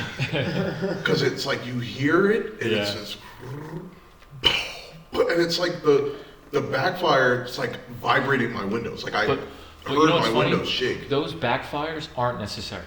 No, the thing no, is, they're in not. today's world, Once I realized what it was, I was like, oh. And like Yeah. the next time I saw him, I'm like, oh yeah. wow. Now listen, we all love it. We all love to hear Yeah. the decel backfires or the shifting backfires, but there's going to come a certain point where that is going to become prevalent on every single car, Yeah. and it's going to get most likely outlawed. Or we're going to get hit with more sound violations because of the fact that people have been abusing that. Or mechanics are gonna get their pockets lined because eventually it's gonna. I think it's a tune. No, it is. It is. But I don't think a mechanic is going to get. dumping fuel is. Well, you It saw is. what happened to my NA. Yeah. It's- Dumping fuel, it burns. It Accessories destroys to that things. Yeah. thing will hurt your motor more than anything else. Look at what just happened to Frankie. I'm sorry. I'm sorry, Frankie. No, don't apologize, because I told Frankie to chill out. I told him to. I told him to be careful. I gave you the talk when I Shout gave you your out car Frankie. back. He gave me the talk. I've been through what Frankie. I've been happened through to what he's Frankie? going. Frankie got a flame map from admin. Oh. And he was having fun with it, and he was filling his car with oil every car meet, and he Frank, this is an intervention. So, what we're gonna do is we're gonna stop this behavior. You're better than this. There's 4 stages of getting better. Okay, you're in denial right now. You're gonna get better. Okay, stop it. Get some help. Okay? Yeah, his Just motor, kidding, Frank. I met you, but I love you. his motor got to knocking. You'll meet Frankie. Oh, eventually. knock joke. If you get his Well, you know what's motor built funny like- is that means you and Dior What share car is it? something. Yeah, it's a Oh no. it's a G35 Infinity, Okay. which is a great car, Until but it it's until it isn't, and it's like a meme, right? G37s, G35s shoot flames. Everyone That's all they're good likes for, to the think that they trumpet. sound like GTRs. Yeah, trumpet tune. I will say Yeah. this. And then they blow up. And then you get another motor. With me owning a flame map, me having my fun, I had my fun my first year when I found out it was tuned. I didn't tune the car. Oh. Flame map is so bad. Yeah, get a BR. Every Yeah. now and then, Just inject fuel. under in it. the occasional Exhaust. same bridge on the parkway, I will blow it up. Okay, listen. If we're gonna talk about bridges and enclosed areas that exemplify the beauty of a backfire, I'm not gonna argue with you because I also a connoisseur of fine backfires and loud pops. Yeah. I will have to say there's one in Hamburg, across from Hamburg Hot Bagel. That is a perfect little hole in a bridge you go through. And if you Yeah. time it right, oh, it's angelic. Yeah, yeah. But everyone in the local 2-mile area can hear it. That's So, what makes it great. Do you remember right after you finished Athena Mm-hmm. and we were breaking it in, had to seat the piston rings, Mm-hmm. and you were telling me, okay, you have to do pulls from this RPM, don't keep Yep. it in 1 RPM too long, the whole 9, don't let it idle. Break the motor in properly. Yes, break it in properly. Beat the hell out of it. Yeah, you witnessed it, both of you witnessed it. Every time I brought it back, it sounded better. Yep. And so it should. once it was finally properly broken in, and I was able to use full range of those RPMs, Yeah. I don't know if you remember, but so I was coming back home from a car meeting. And You called me right after that. I called you right You called after me. it happened because it scared the crap out of me. Can't wait to hear this one. Okay. Okay. So, wait, real quick. yeah, What year was this? this was, This was 2 years ago. about a year and a half ago, So- last summer. Mm-hmm. Right? So perfect time for the pure curse. Yeah. Go ahead. But nothing bad happened. Go ahead, It just scared me. But it was That was the pure curse that that's was out there right that now. was your warning. That was my warning. That was my warning. So we thought that the BR rev limiter, the 2-step BR rev limiter that I have on the car, and it's still in there now.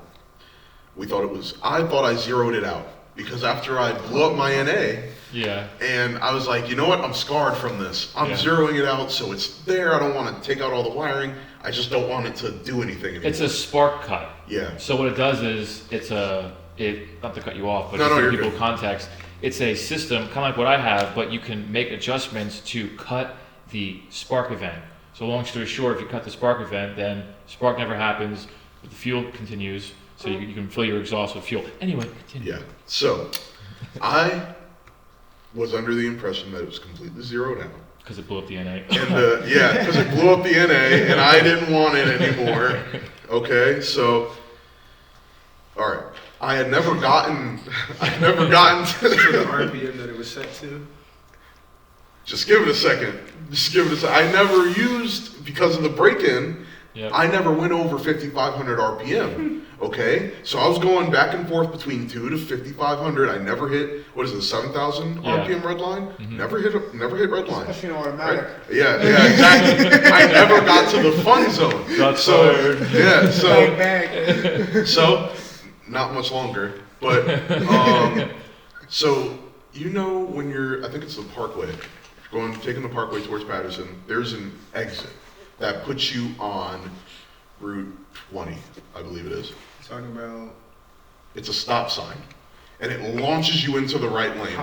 the There's split no off the acceleration. Parkway underneath that underpass. Yes, Yeah, there's my favorite no part. acceleration lane because you have to literally You have to 'cause create your own. people I understand. people are flying right there. I love it. Yeah, you do, because people are flying right there. They're doing like 70 miles an hour, and it's a stop sign, and there's no acceleration lane, so you just have to launch your car into traffic and hope for the best. I understand. And so I got to the stop sign, and I was very happy because I was like, well, I don't have a rev limit now. So Little did you I know. launch it, like just foot to the floor.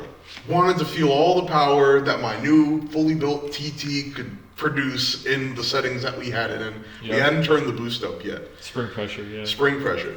And I get No, less. right, Like 8, 9. I get right under the overpass, and I let off.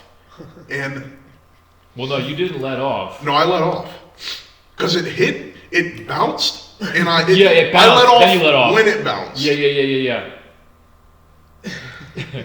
The backfire this car produced was so, and I had my windows down. so loud. I felt it like hit my back. Because this is my question. So, were you manually shifting it? No, no. Just drive. He literally hit the golden RPM range where the transmission shifted, but he also just happened to tap the RPM limit that was set from the spark thing. Where I thought it was at 0. Right. So it cut fuel while the transmission shifted, which created this perfect event of a whole bunch of fuel. He let off, and you probably tapped the gas like the SpongeBob Bigfoot. Bing! I think I might have. Yeah. I can't remember. So all of a sudden, I'm like, now at this point, your motor was fresh, and so I'm like, I'm on call. I'm like, oh, what is this? I'm like, hey man, you're like, dude, the car just made a really loud noise. I'm like, now at that point I had PTSD because of that smoking thing we had. Yeah. Oh yeah. Yeah. I'm like, what do you mean it made a loud noise, man? You're like, it backfired. I'm like, well, were you giving it the beans? And you're like, yeah, I was giving it the beans. I'm like, well, did it sound good? You're like, yeah. I'm like, well, how's the car driving? I hear you go, good. I'm like, is it driving fine? How much boost did you hit? And you told me what your boost level was and all that. Nothing was out of the sorts. And I was like, you're probably fine. Because that was your first backfire. Yeah, it was. On a new What motor. was the funniest part about that was, and I never said it because I was trying to make sure everything was good. Yeah. But the part that scared me was I didn't know that car was capable of producing such a noise. Yeah. That was different. It's a great thing. Because it shot flames before, but it didn't sound like that. Yeah. I'm telling you now, the exhaust setups, when you're just And I have driving, mufflers. I know. I have mufflers. When I switched. When I switched the turbos. Q60 from the dual to the single Tomei, Yeah. oh my god, oh my god, a brand new Tomei on a Nissan sounds insane. Yeah. It is so loud. Once it breaks in, It mellows out a little bit. no, Oh. it just starts making a whole bunch of different noises. So like, Does it get higher pitched? no, it's high pitched at the beginning and It's cold. yeah. Yeah. So like. It's more raspy in the beginning, and then once it warms up, it mellows Right. out. So something I noticed about it, Yeah. I think some people have got it hot before, like red hot, but I've seen some videos. I do not use my car like that. We're not doing that because if my exhaust is hot, my headers are hot, and that's. But your muffler's off, so it must have got hot. Well, okay. Interesting story behind He's that. like car enthusiast, man. But yeah, no. I remember when I first got the Tomei, I think I was going to meet with Pure. Mhm. And this is another reason why I said I don't drive it Before I anymore. got into it. Yeah, Okay. this is way before your time. But everyone, you know how many times I do not go into flame map anymore. Yeah. I was driving. Especially now that you have no muffler. I was driving. Because of the flames. And I'm like, you know what? I'm bored. Let's shoot flames with everybody else. Everybody else thinks I'm cool, right? Cool. I didn't know how to shoot flames in that car. Okay. So You're winging it. I'm playing around in manual. I just know that I shoot flames in manual. Okay. Cool. Here I am in 4th, 5th, and 3rd gear just going around my ranges. When I finally get it, it's an accident. Cool. 4th gear. I came down from 5th doing about 80. Those first set of gunshots that went off underneath that underpass, yo, I'm hearing the sound my car makes next to a barrier. Yeah. Is ping, ping, ping. Like it hurts. It gets to a point now, like when I drive the car and when I say I'm not shooting flames, Yeah. is because by accident I will shoot a big ass flame and be like, yeah, that's it. I remember one night I shot a flame and I scared the shit out of myself and I said, yeah, Especially when you're not expecting it. no more. Like what happened to me. Yeah, the same thing happens to this. If I'm so the way I have it set up is it's just RPM at this point. I have the spark thing set up so that the moment I reach a certain RPM, it just cuts spark. So it's cool if I keep it at like 6,800 or whatever. So if I'm not prepared for it, it sounds like someone shot a gun in the car because 6,800 RPMs. I don't know when I don't know when it does it in yours, but every gear, every RPM, as long as I let off. Oh God. Oh, so yours is Once I'm in it, interesting. I'm in it. So for me, it's I have to pedal into it. So I have to go 65, 66, 67, and as I pedal into it, boom, boom, boom, and then that's it. Oh, God forbid. If I lay into it. So I have a video my friend was taking in the car. We're driving down the strip of H2O. He said, yo, hit the two-step. I'm like, all right, fine. So I have to, my radio has to go down. I have to reach in there, turn it. The video that you sent me? Yeah. Okay. And you hear boom, boom, boom, boom, boom, bang, bang, bang, bang, bang. And then you hear like a second, and then boom, boom, boom, boom, boom, on the high rises, because that's how loud it is. And it's like, if I forget and I don't remember it's in there, because I drive every now and then, I'll get in, be ripping down some back roads or whatever, and I won't shift at 6800. I'll shift at like 7100. I'll try to, and at full boost, full RPM, it's one loud bomb in the back, and then it makes me awake, and I have to lower the radio, reach back in there, and completely defeat the system so I can actually drive normally. But it's awesome. I'm not gonna lie, it's awesome, because at any given point, I mean, listen, this is why like having the capability to make those sounds out of your car is enjoyable, but also has a performance aspect. I mean, yours is just purely audio and.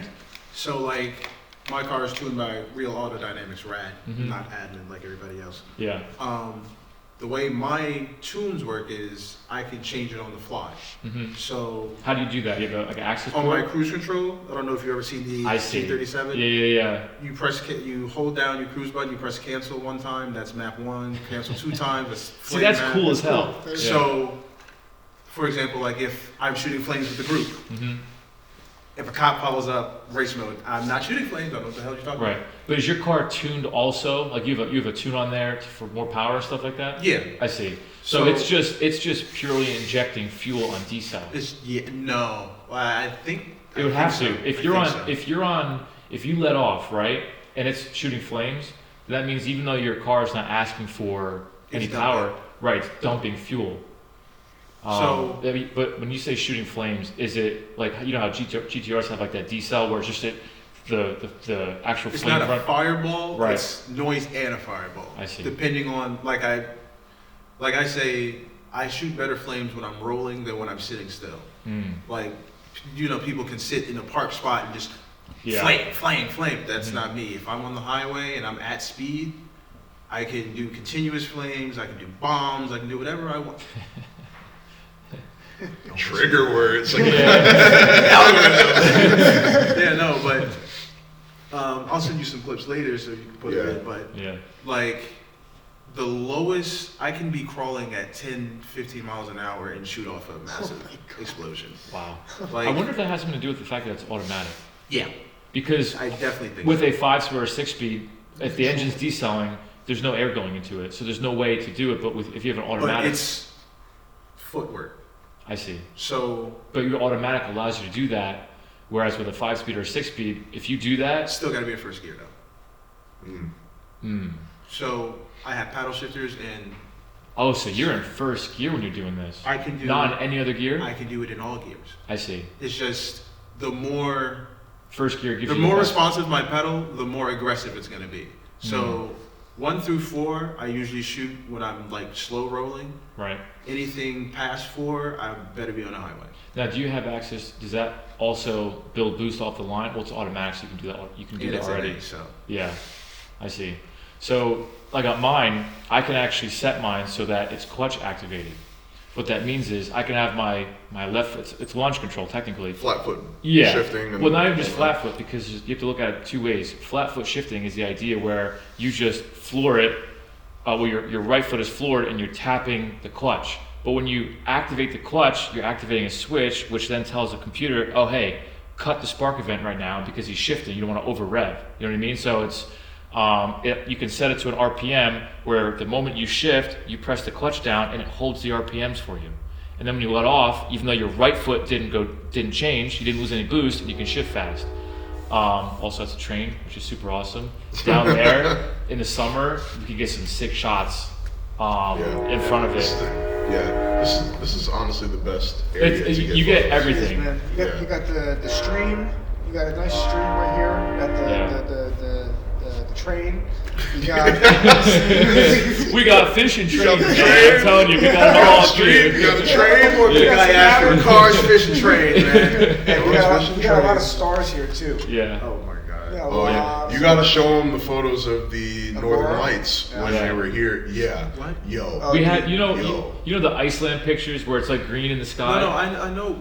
We had Northern Lights here in Jersey at one point. Oh, yeah, Like, a month we were ago. able to see. Oh, dude, Yeah. I have. See I'll them. show They you. got photos of their cars with the Northern Lights. You're gonna when you edit this, you're gonna put stuff. Yeah, in I'm here. gonna put- I'm All gonna right, so put it we're on. gonna what we're gonna do just to go over that is we're gonna send you the H2O footage from Yeah. 2019 that he had Please. his friend Please. Sam Schwa. Well, Shout out, you're I awesome. had Sam Schwa, Schwa Films.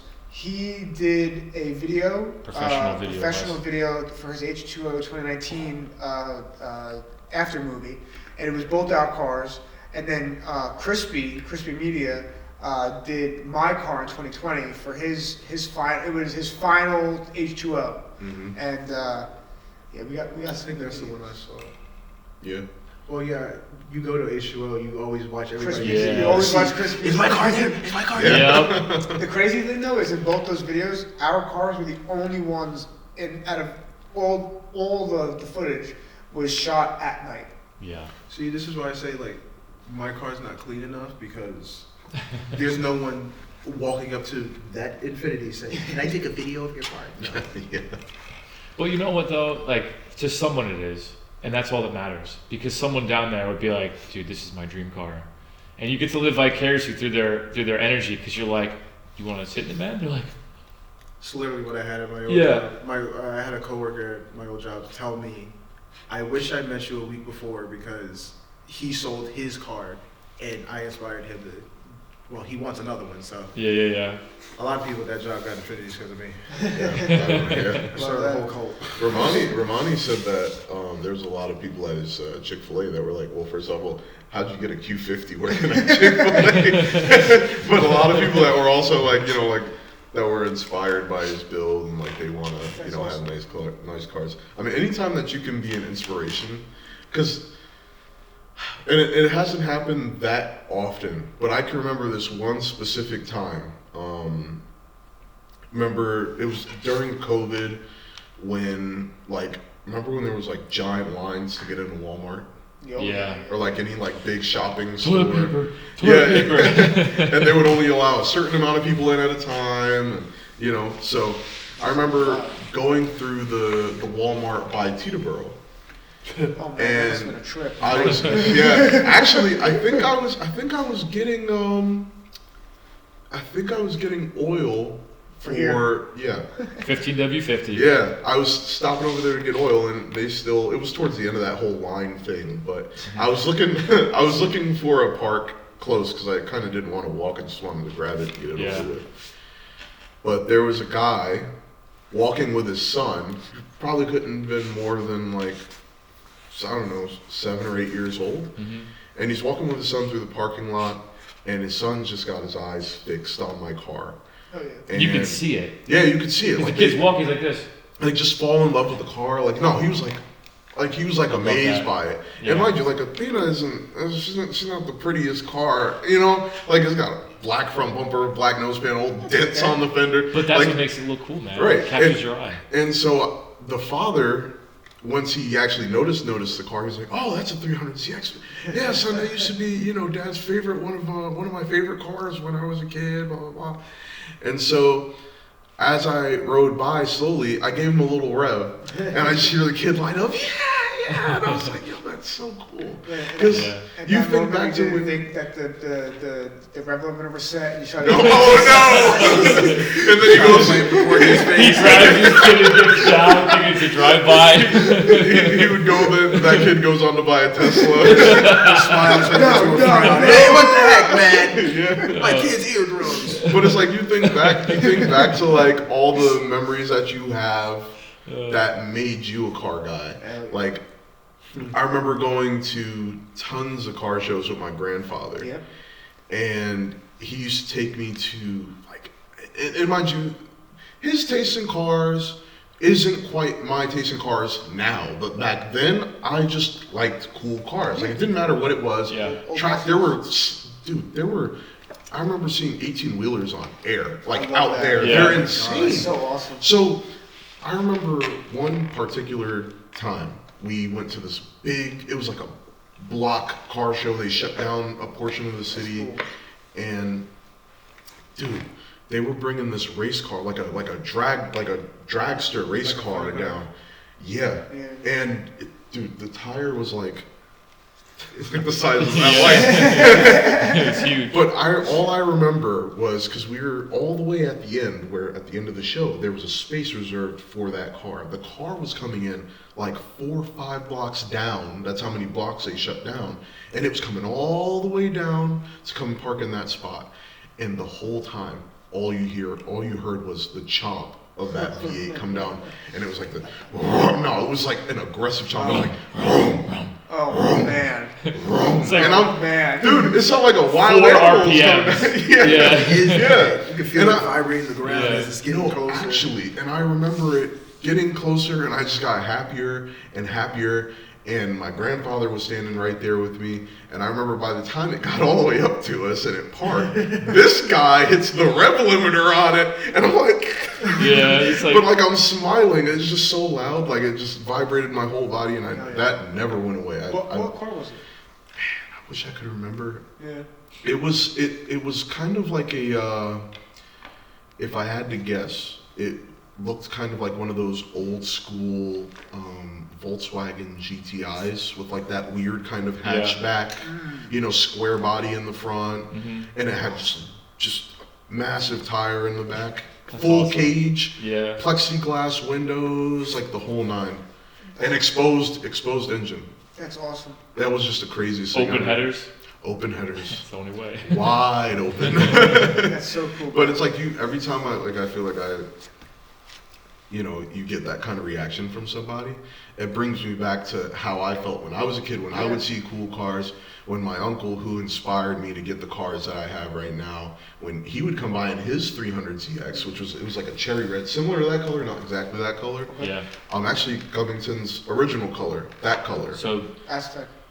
Not Aztec, it was like a deeper cherry no, that's red. this. No, that's this one, dude. That's Oh, so cherry- This so is it was, cherry red. yeah. So then it So was that's cherry it red, was yeah. So it was this color, and he used to bring it by bone stock. Never had a twin turbo. He never really needed one. He didn't want one. He was Yeah. completely content with his NA, and we used to clean it in the front of the house, the same house that I live in today. That's so cool, dude. And it's like you have those memories, and then once especially when I first got my 300ZX.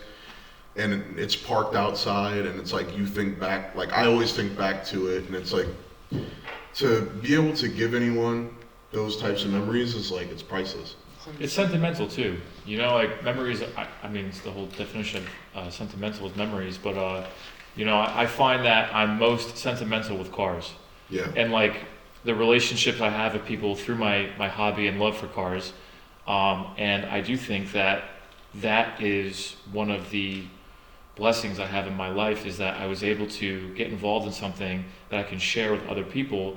That is like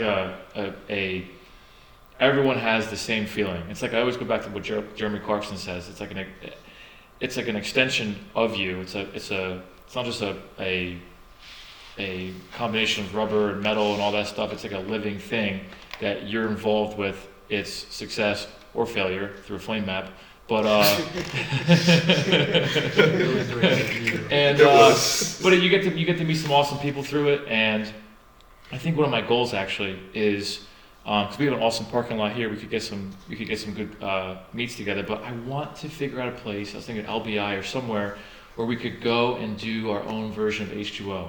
But if we don't tell everyone, but we have enough people, we could make it like 30 or 40 cars. yeah. And That's then enough. you do that once, and then you do the next year, and I know personally enough Z people where, between both of us, that we could get easily our own version of H2O, but without the riffraff. Yeah. And we could all decide on a vacation spot. I am partial to end of September because like that last hit of Last summer. minute before it gets cold. Yeah.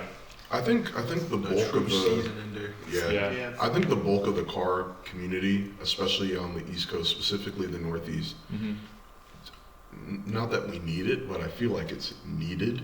Well, H2O, there's a void. Yeah, I know. There's a huge void, and it's like GAT fills it, but it's like it's so far. For me, Yeah, it's like 11 hours. the convenience that Maryland was 3-hour drive that Yeah. I could do there and back if I had to. Yeah. Yeah. How Kentucky, far is you GAT? can't. That's 10 hours. Yeah, that's Yeah, tough. you could go to H2O and back and still not even be. There. Close Yeah. to GAT. Yeah. Yeah, H2O honestly was it was a pilgrimage. People would drive from all over to do it. I don't think H2O will ever, or Ocean City will ever be the venue for that again because No. I think it's just, It's ruined already. Yeah. And Wildwood But- is definitely not But doing here's the that. thing, ready? But there's no reason why we can't go somewhere else. And I've been to LBI before. And it's And just actually- make it right. Yeah, and you no matter what, you're gonna have issues finding a suitable place because the other reason why I went to H2 every year, obviously with you, is I was there. I was like, this is so cool. Like you're never gonna get this again. What is Like- the vibe of it? All the buildings are different colors and. Yeah. But not like in a weird way. Like it's just like just a full beach vibe. And like he was saying earlier, like you got the bay on one side and the beach on the other. You're just on a strip, and it was at anywhere from First Street all the way to 130th Street. Yeah. And you had 130 rows of straightaways to just see cars. Your own little mini Vegas. Literally. I Yeah. remember that one morning. We were up, got back to the hotel around 3 a.m. I'm asleep on a pull-out couch. I understand. Blinds closed. I could still see the sun coming up. In the little intersection behind the hotel, mind you, where we were, it was the beach was right behind us. hmm All I hear is. Yeah. I'm like, it is 7:30 in the morning. Who is doing donuts in the intersection? Open the blinds. Don't care. Yeah. And then we watched as the police officer came flying down the street, and he tried to run away, and he pulled him over. And it's just like, yeah, good on you. I'm going back to sleep now. Yeah. But you know what's funny? That's one of my fondest memories is you, just like the people that live next to that shooting range, I would enter the city of Ocean City and all of a sudden you'd hear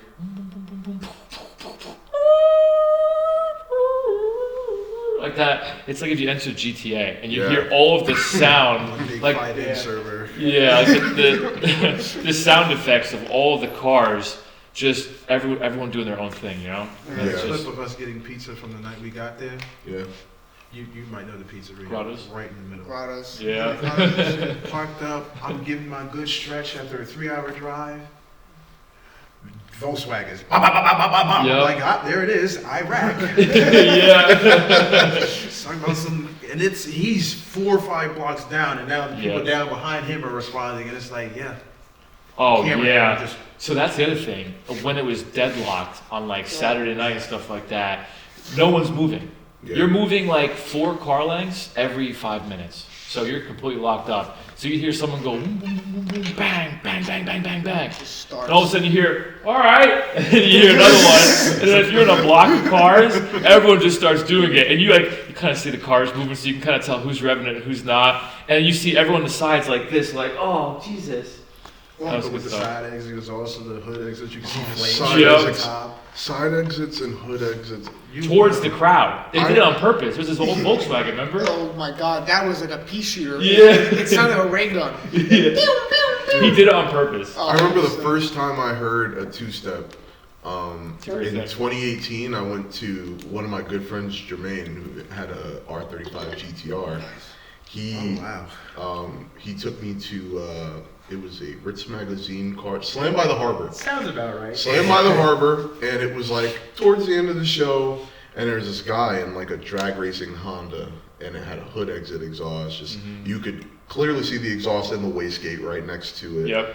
And people were telling him, "Hey, hit the two-step, hit the two-step," and he the whole time he's just let it warm up, let it warm up. Yeah. So, he just left the car idling. So we kind of got used to the car idling in the background, and everyone's talking, and then out of the blue, it's just like it sounded like an actual machine gun, and it's just Yeah. like everyone's like, "Oh my God!" gosh, it what just is that? lures people your way. Yeah. You know, it's like a burnout. Don't get me wrong, burnout's awesome, but there is something to be said about having this secret power where you can just emanate. Like, there's no gun in the car, I swear, officer. It's just a cool thing I have that makes my car make a lot of backfires. Well, you know what I think it is? I think it's because, like, a burnout is kind of the same no matter what. Well, you can two-step while burning out. You but can, which that's expert mode. yes, you can two-step while burning out, but for the most part, burnouts are, like, you've seen one burnout, you've pretty Yeah. much seen every At this burnout. point, for me, it's more or less of I don't want to smell it. I like tires, and Yeah. my tires are expensive for an all-wheel This is drive car. very true. I'm not doing all that burning out. But then, like, every car that shoots flame is, like, it's different. The flame's different, like, you know, and then especially now with Dragon's Breath, you don't know if it's pink flames, I'm green gonna say flames, this. red flames. You Yep. know what ruined it for me? Well, What? not ruined it for me. Ruined me for flame. Back in back watching Fast and Furious on VHS in my grandmother's living I room, just watched it the other day. watching them shooting these little. You mean fake racing flames. while the flames are coming out? Yeah. And then coming back to it today, and it's like, yeah, y'all are so silly. That's not how that works. I know. Go on. I can say though, It's like, yeah, that's. Paul Walker's R34 sound. It's what, so you're saying it's selling, you said? No, or no, sounding? it's sounded. Which one? Oh yeah. So in Too Fast and Furious, you know, the iconic scene where he's, you know, after he gets called by Ludacris and he comes speeding down the highway, and all you hear is Oh no, this the silver. that RB26 just screaming. Ugh. It was actually an RB25. It's Was it really? It wasn't a real GTR. Yeah, they just I put heard like the sound that they used for that, they mixed like a bunch of motors in there, like a couple inline sixes. Well, RIP. what, was it a Gallo 24 or a Gallo 26? Well, I will say just one last thing about H2O, which it's so not, it doesn't have to do anything about cars actually, but I would say like 2013, 2014. And remember when like the movie 21 Jump Street came out? yeah. Yeah. So Jonah Hill, right? he Good call. yeah, I was saving it. He was what in that movie? In 21 Jump Street. Yeah. He's like 35, but he looked like he was. No, but his position as a cop, he was a police officer on a bike, Oh man. right, with a helmet. Yeah. I can promise you, there's videos. I'll have to get them for you, but I promise you, when I say how spot on this guy was, I'm 100% honest. This is a true story. There was a cop, a real cop, Bike cop. a bike cop, who looked just like Jonah Jonah Hill. Dude, to a T. Hold Did on, anyone hold ever on, ask him? hold on. All right. So there was another place. I forget the name. The Tap House? Tap House. Thank you. Before they redid the whole parking lot, and they did it on purpose because of all the cars that used to park there. That was the place. Across the street, there was balconies, Yeah. and people would have megaphones on the balconies, and they're yelling at you to do burnouts. And I'm like we were saying earlier, the peer pressure is insane. Oh, yeah. But that was the hub in the beginning of H2O, and everything and anything went down, and there was hundreds, if not thousands, of people all lined up on the sidewalk, all like I'm saying sandwiched up, like there was barriers, Like and- drunk, totally messed up. destroyed. Yeah. Like it was just a party, and Yeah. and it was like as if you were at like a live concert. That many people were backed up onto each other, trying to see the cars on the street, Mm-hmm. while there was every single parking lot spot was a modified car. So everyone quickly found out that there was a cop there that looked like Jonah Hill. And it got posted. The memes were galore. So he went viral. He went That's the bad viral. thing about H2O. Once it went to the social media, it spread I around. mean, it was everything. fantastic. I don't know what you're talking Love about. that. But everyone started chanting, Jonah Hill, Jonah Hill. And the cop they had to take him off that section for the week because he was causing too many problems because everyone was chanting him and was trying to mess with him and whatnot. And Yeah. the dude, bike hat, everything. The whole nine. Short shorts. It wasn't even Just like a 100% joke. It Jonah wasn't a Hill. parody. It was just No. that was his job, and he And that's happened how to he- look just like Jonah Hill. That's how he looked. I don't know if you remember Taser Todd. Taser Todd was the guy that he was a really he was the guy that looked like a not a nice cop, and he tased someone. There's a picture of him like this.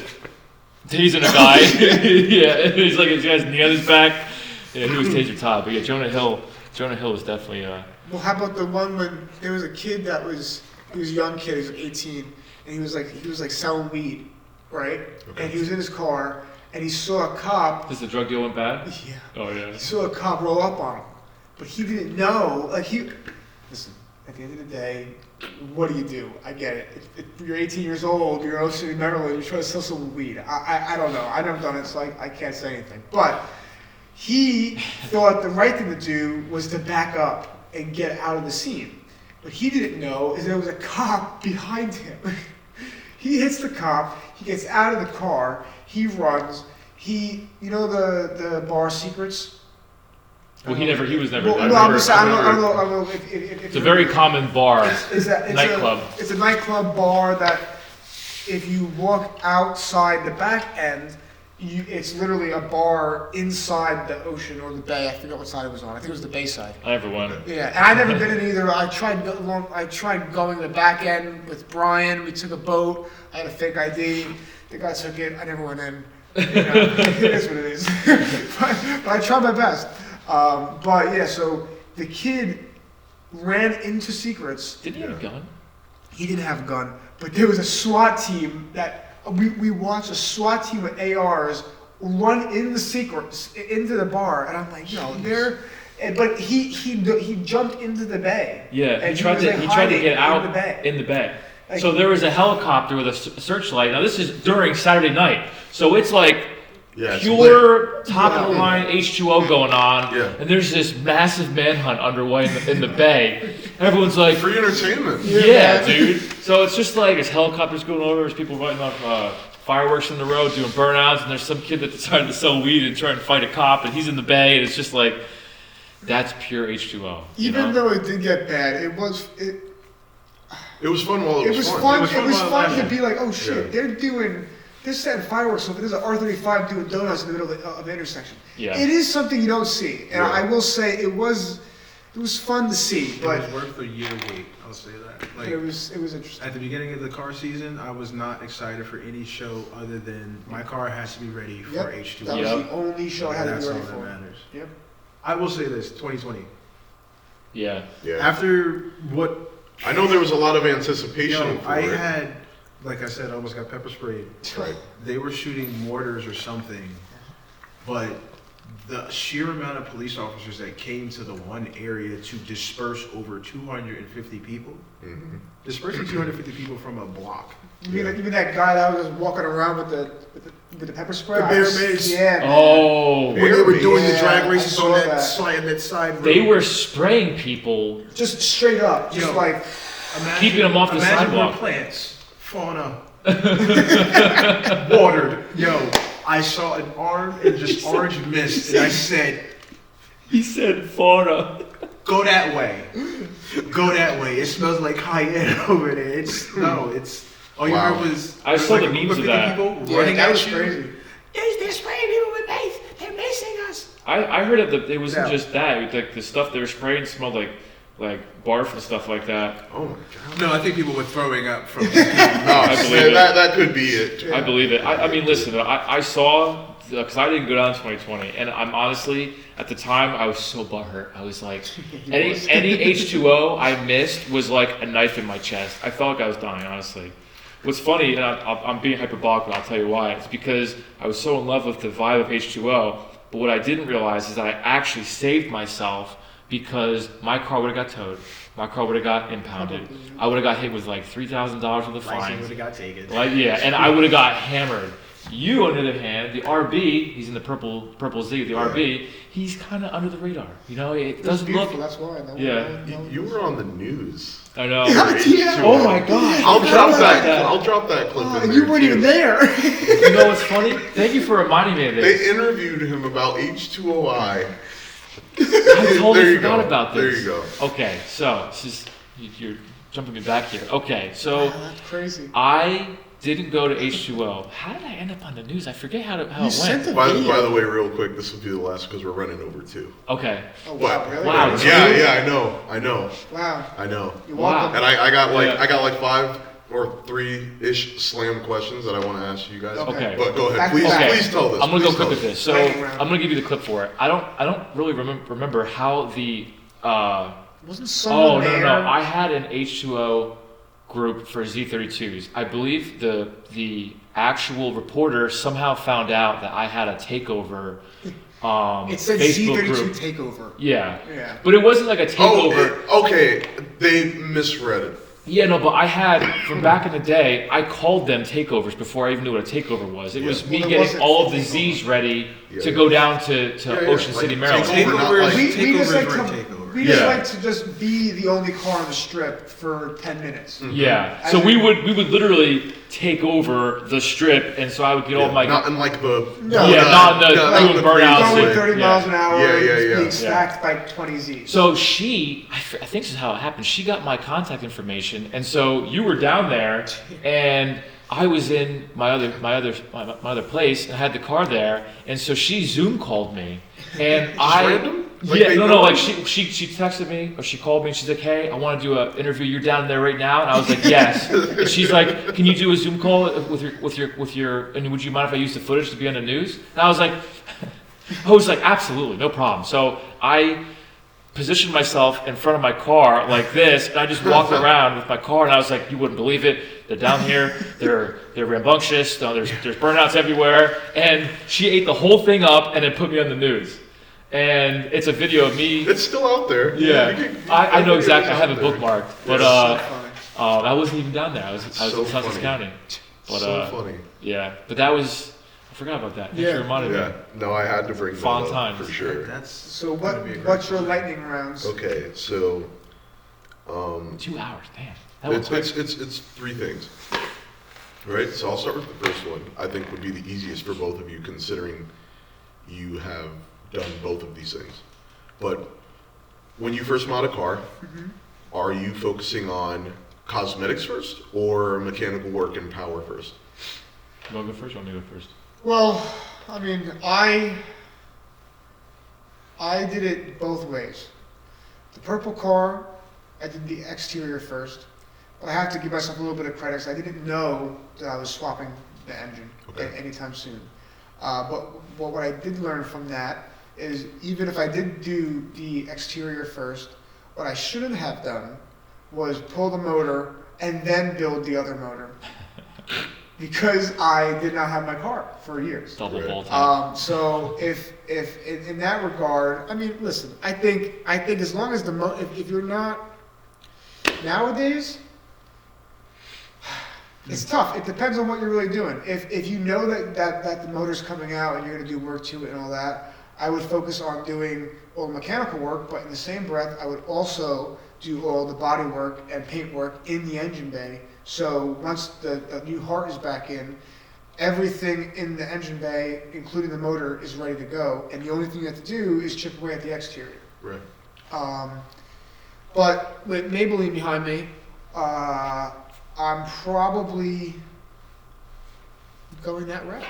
Yeah, now that I have the new 2+2, I am going to probably go that route. I was going to leave the engine bay last because the motor already looks good, and because it's going to be the same color but with a twist, I was going to do the exterior first, then pull the motor, shave it, and put it back in. But I guess the right answer I would probably do, depending on the situation, would be to do the mechanical work first, engine bay first, and then go the outside. As long as the outside of the car is fitted right. Yeah. Like, for example, my other 2+2 looked like shit color-wise, but everything was installed right.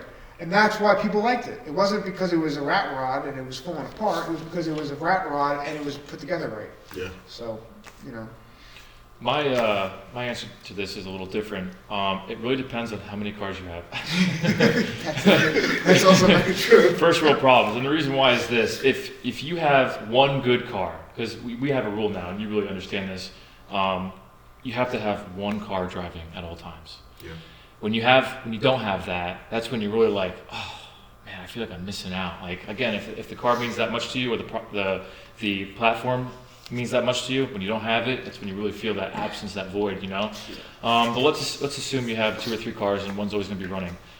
For example, this car right here is my 95, and it was not in the best shape externally, and it wasn't in the best shape mechanically as well. But I had an option. I can drive other cars, but I'm like, what do I want to do first?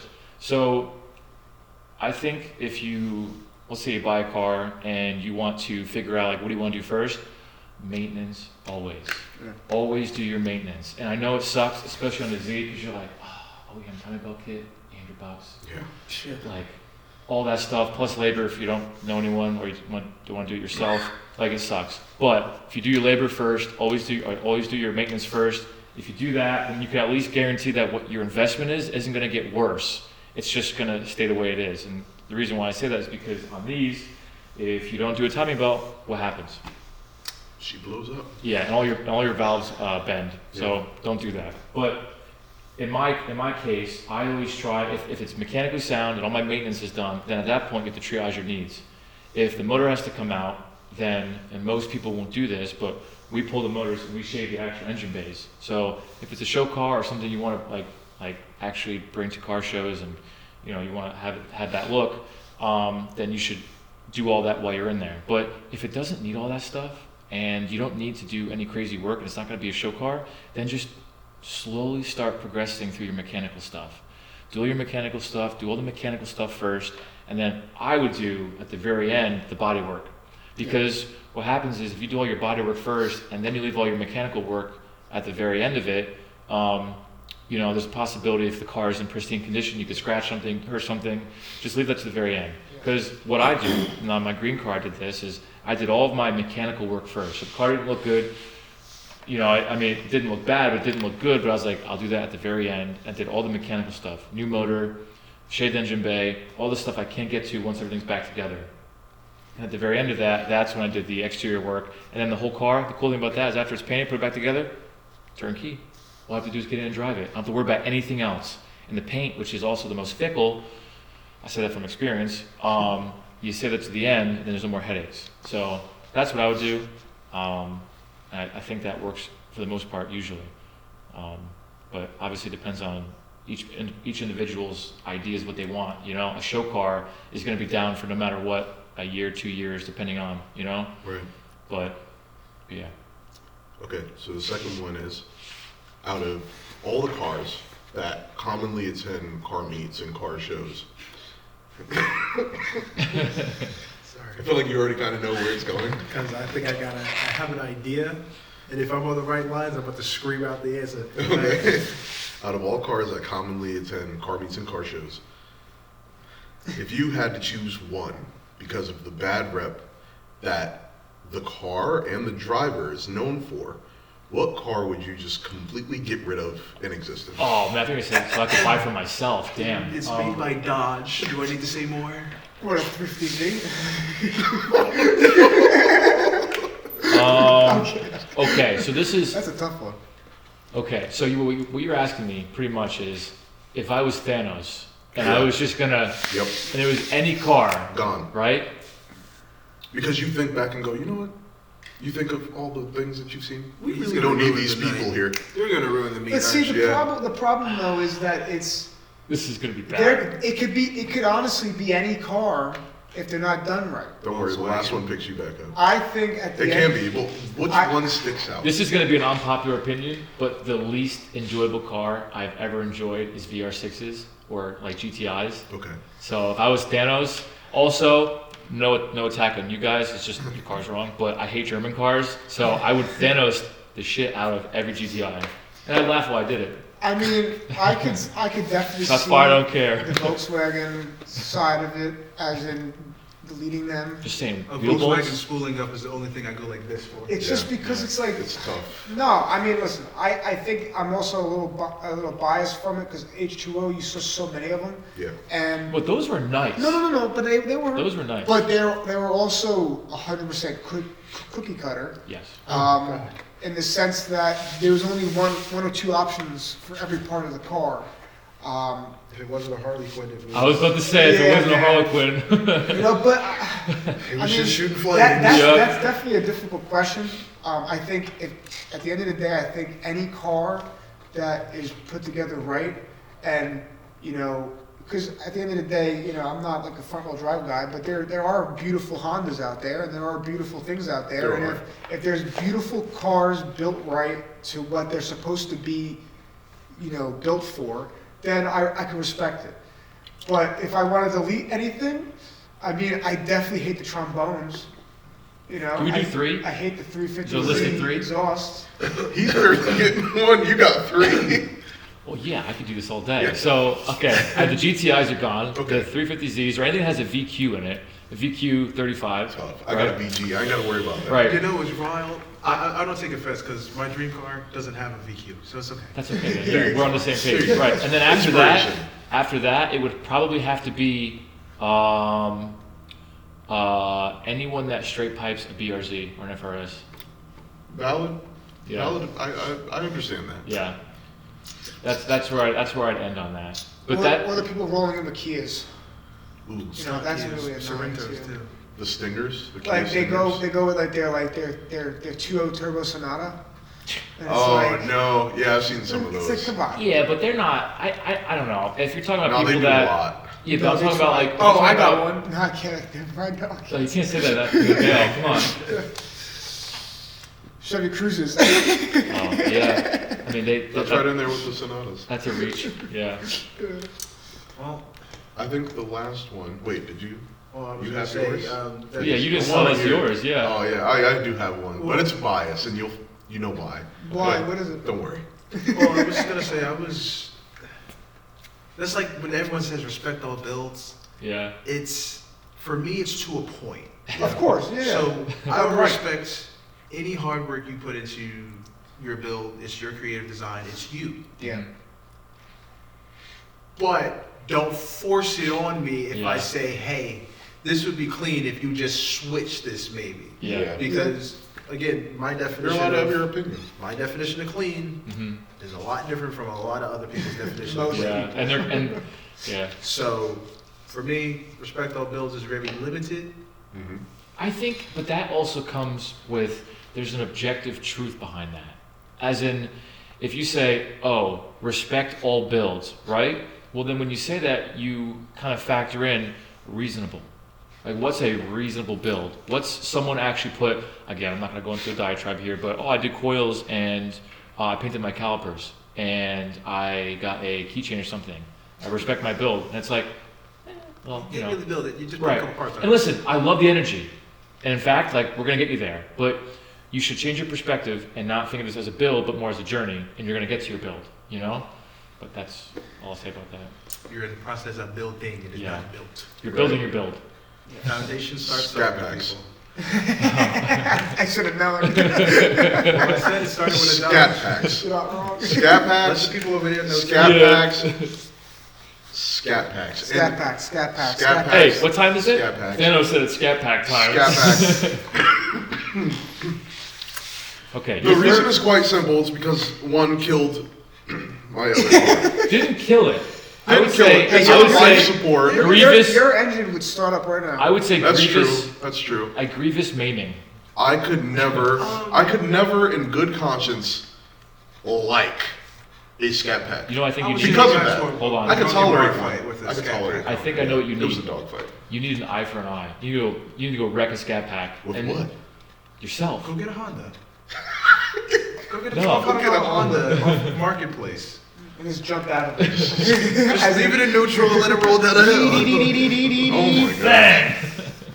Okay, and the last question is top 3 sports cars of all time. What are you Doesn't counting as sports Z. cars? Z. I live and breathe Z. can't be too, the man. same. Okay, top 3. Yes. Okay, first one's Z. I love a Z. Okay. It's literally my favorite sports car. Yeah. My second car would have to be probably a Z06. Just because. Any specific year? Probably 2008, 2009. That's a C6. Yeah, Okay. yeah. Z06 in that one. And then my third one, so I own an RX-7, so I have to kind of say, because I've driven it a lot, Bias. that if that car was faster and had the suspension stuff done to it, I think that would have to be my third. Okay. Yeah, because it's such an interesting car. But it'd have to have a rotary. Yeah. I understand that. Yeah, and I if at that totally point understand I didn't have too much stress, I didn't want to keep my hair and it wasn't gray, I'd put a 3-rotor in it. Gotcha. Or 4. Yeah. Well, Z32. I mean, honestly, I love my Nissans. I'd probably want an S15. S15s are timeless. Yeah. And it's a different type of, sports car. It's not a V6 twin turbo. It's a 4-cylinder turbo, but it gets the job done. And I probably have to go with. This is an interesting one. Even I don't know what it'll be. Skyline? Well, yeah, but the thing is which one? Okay, fair enough. That's a fair. Now, See, I don't like right-hand drive. a R32 GTR to me really gets me going. I do. Well, we got one outside. That's not a GTR. It's not a GTR. The R34 obviously is amazing in many ways. Yeah. Especially in Midnight Purple 3. Chris Kane, love it. And but then the 33 is also beautiful in its way as well. So, but I would have to say the 34. Okay. Yeah. Very valid third choice. Oh, me? Yeah. Wow. They're really just pulling them out of my pocket. So I would Has seeing say. all these cars swayed your opinion on this? Well, Have you driven a Z32? no. Do you want to? It's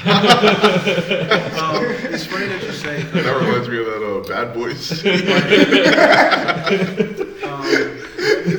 After getting the Infiniti, I fell further in love with Nissan and Infiniti actually.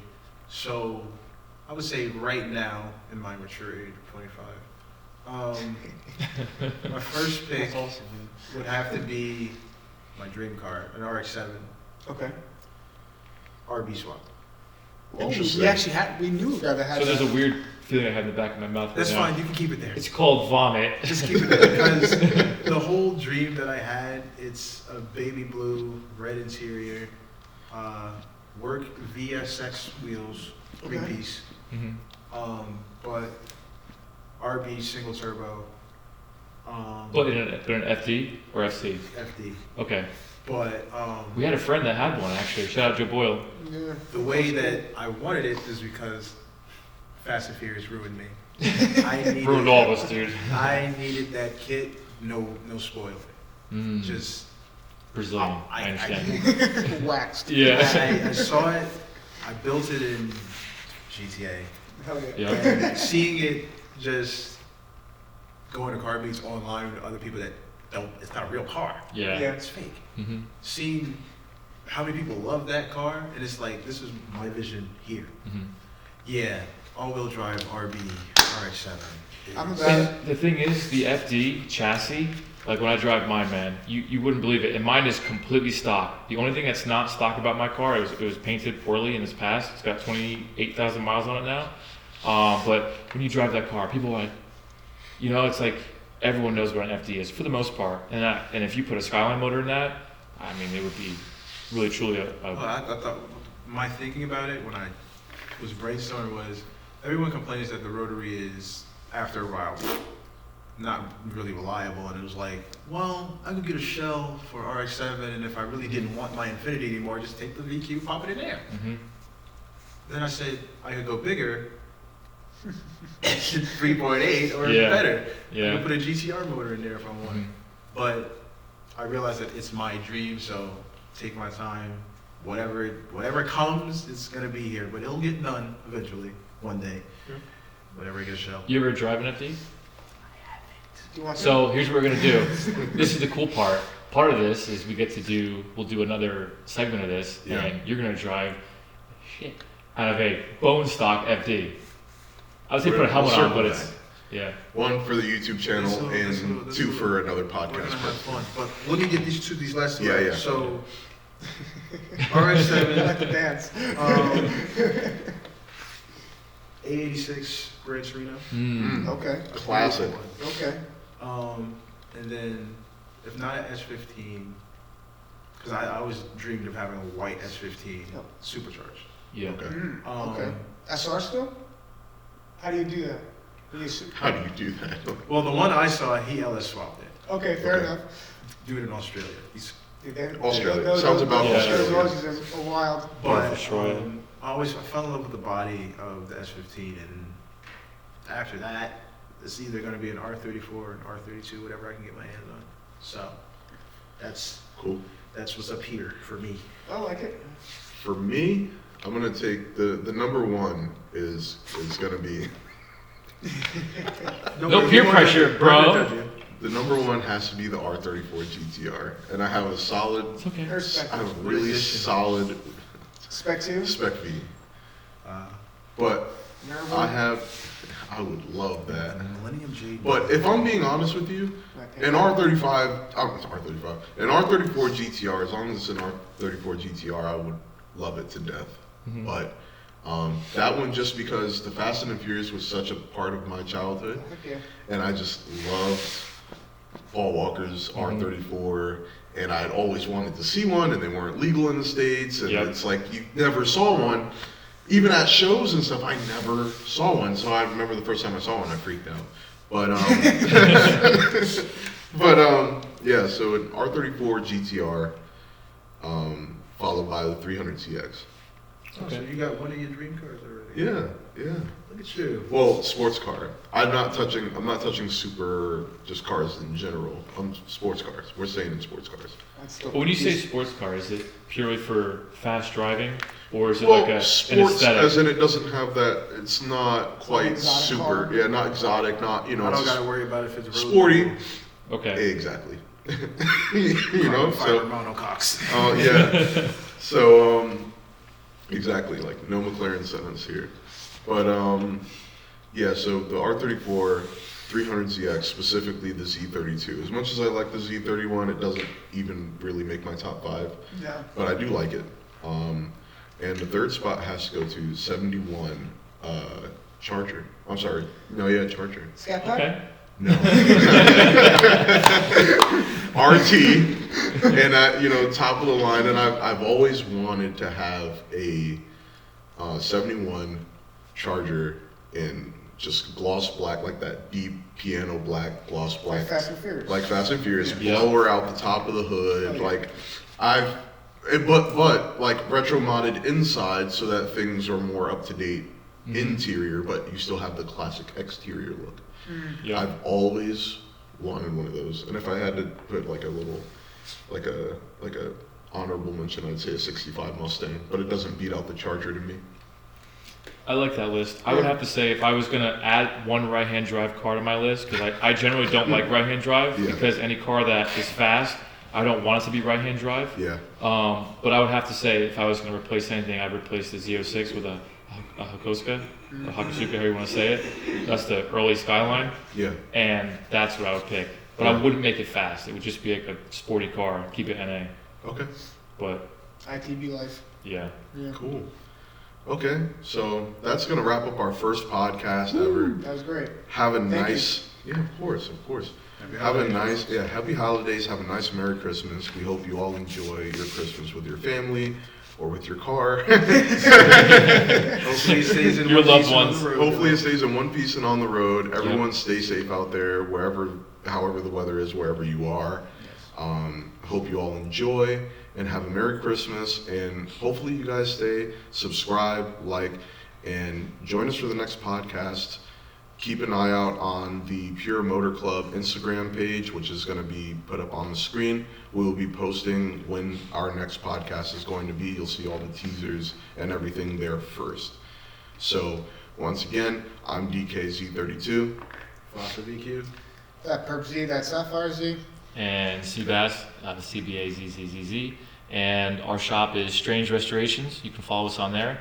And we'll probably cross-post this to our YouTube channel as well. Absolutely. So- They're going to start posting more content as well.